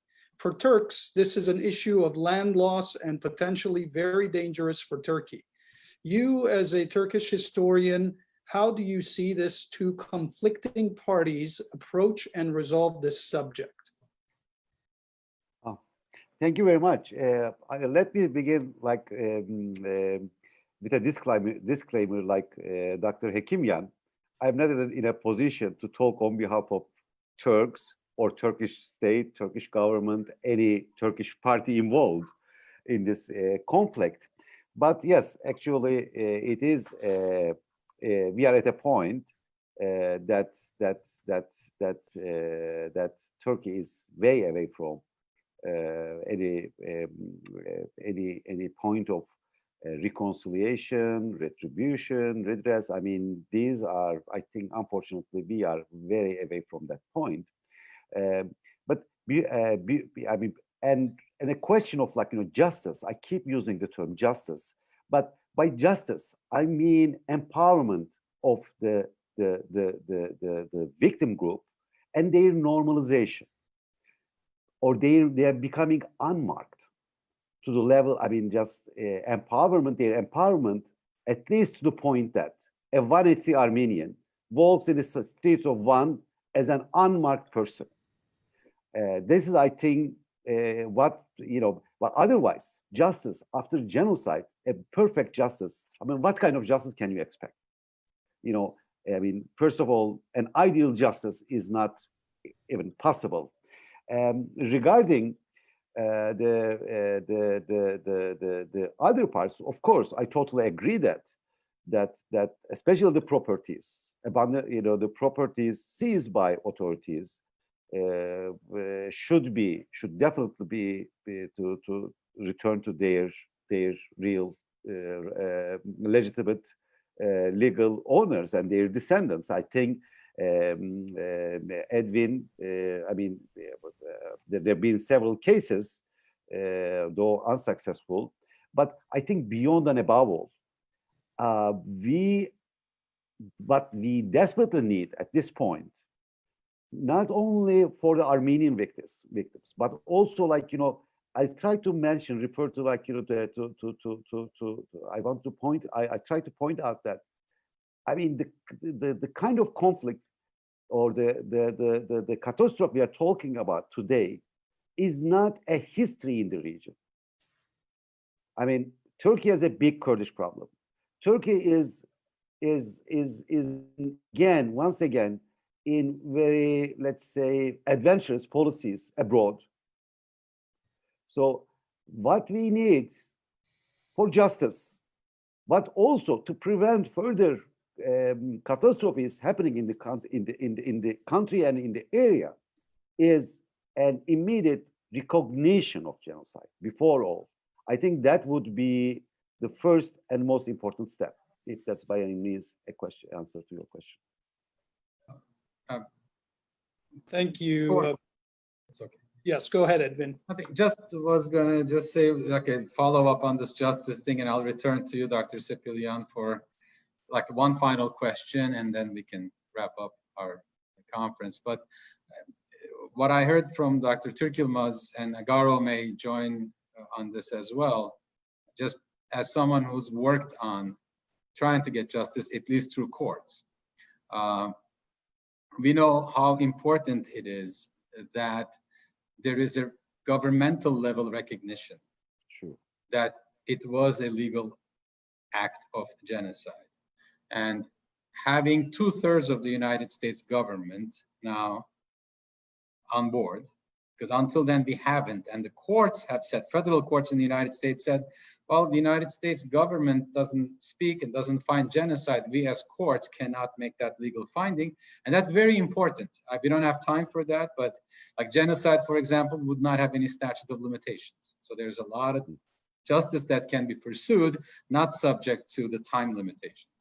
And now the United States Senate and the House having passed resolutions almost unanimously is very critical on this progress. Future cases may have a different, venture. And of course, the important one is the executive branch, and one day we will get it. So anyone who thinks the recognition is just a vain effort and it's not going anywhere, it is legally significant. That's all I have to say. And if Garo wants to say anything, then we'll go back to Dr. Sepilian. It is legally significant. I don't know if, is my microphone off? Yeah, it is significant. And I dare say that the courts have not had the fortitude to do what's right. It's not that because our government hasn't decided. They've turned this whole issue into a political question, and as a result of that, punted it as though it's a politics versus history. History, they say, is written by victors. Well, we won, okay? We are still here, and we're gonna write that last chapter of history one way or another. I'm confident of that. I am very confident that we're gonna write that last chapter. That's all I'll say. Dr. Sepilian, one last question, please. We have one last question here. So that we have seen photos of Armenian survivors and refugees lining the square or Harabarag in Yerevan in the immediate post-genocide period and at the time of the establishment of the First Republic.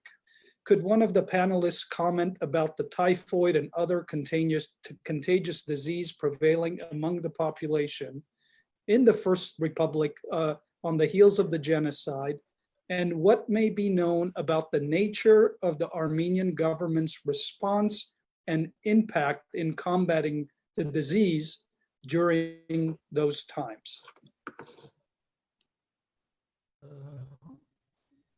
May I comment? Yes. During those days, of course, as I mentioned, there were thousands and thousands of catastrophes. Among them was one of the pandemic of typhus and typhoid and other diseases. So the government was ready to take care of all those patients. It was the first few months of independence, so they could not manage, and the result was the death of thousands. More than 200,000 deaths were mentioned only in Yerevan or around Yerevan. So the government was not ready at that time to take care. It was the first few months of independence, so there was no possibility to take care of all of those possible. Hospitals were not ready.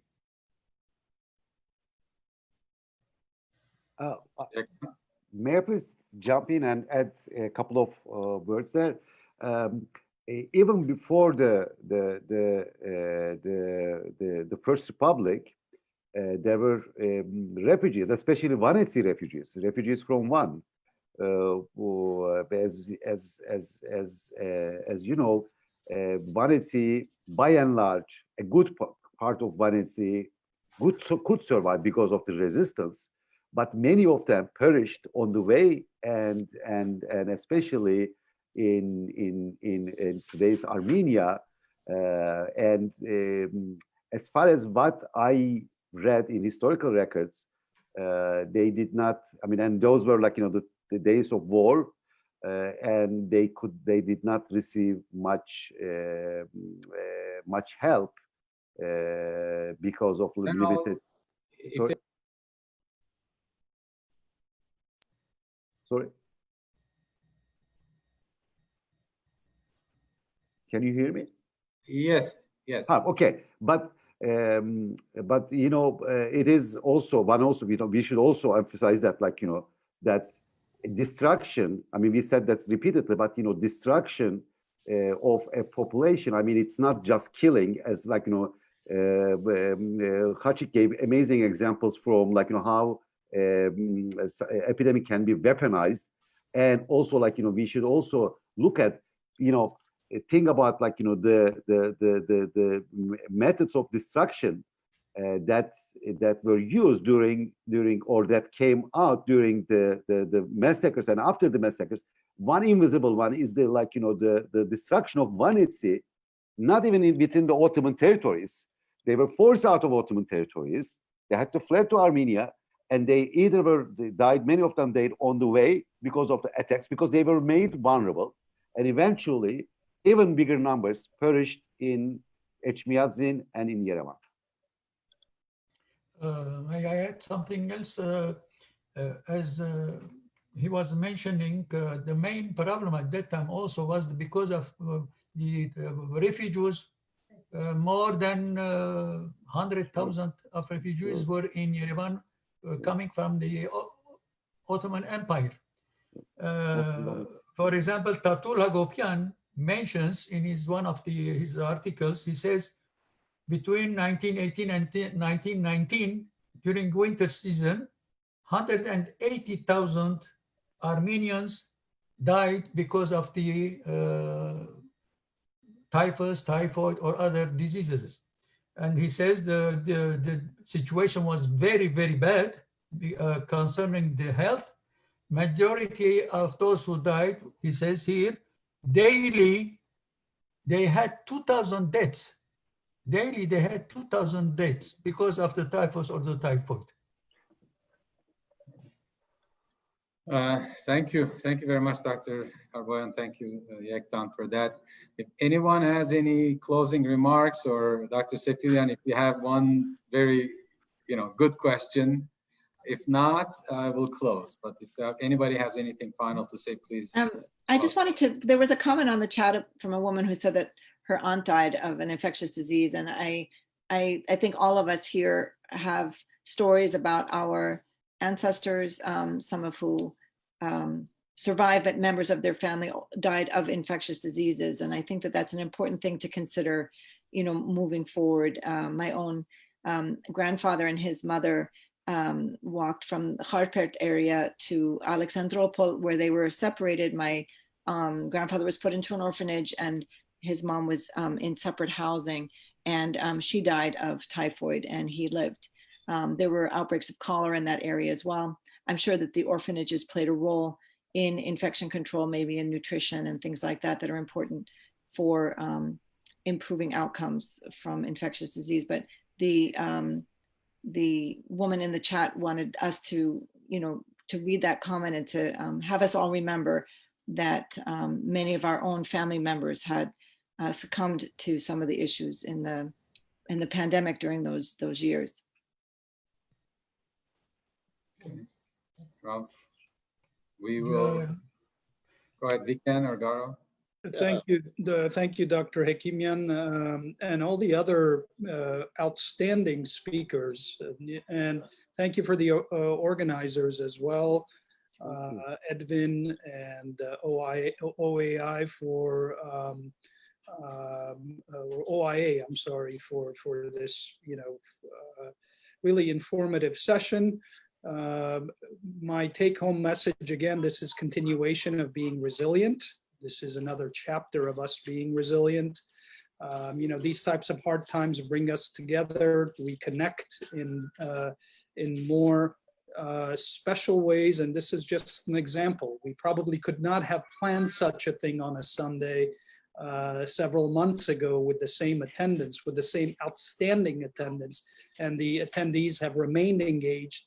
Thank you, and thank you, Edvin, for your leadership, and my dear colleague Garo, who's been a champion for many Armenian causes and issues. Thank you, Garo. It's really an honor to be on such a distinguished panel and amongst such distinguished speakers. Thank you. Please be safe and stay healthy. Dr. Sepilian, merci, Vicken. That word that you repeated throughout today, resilience. Yeah, we are resilient people. We, especially Armenians, are resilient people because I can just recite real quickly: 1896 Hamidian massacres, 1909 Adana chart, 1915, obviously, the genocide. Go forward into what the Bolshevik community endured in the 50s and 60s that Edvin has shared with me over the years. The Armenians, the Lebanese Civil War of the 70s, the Syrian conflict, the Iranian Revolution, post-Soviet Armenian migration outside of Armenia, and all the way to the Artsakh resistance movement. We are here. So when people tell us, stay at home and be safe, Dana Manatsek, Duna Mana, and we hear some youngsters in our communities, frustrated. All we need to do is look back, and as Armenians, and of course as civilization, and heed the wise counsel of those who have the information necessary, reflect and hear doctors like Dr. Hakimian and medical Dr. Harboyan and Yektan and Professor and Dr. Khachik Muradian and you, my dear Vicken, and we will be fine. We will be fine because we are resilient. We've always been resilient, and we will be victorious at the other end of this crisis. Thank you all for having me. Thank you for the organization of Istanbul Armenians, and a special thank you to Hasmik, who's behind the scenes, having done a lot of work. Hasmik Keiribarian, Varskat Kadar, and thank you. Akhbarik, Edvin, I pass the baton on to you. Oh, thank you, Garo.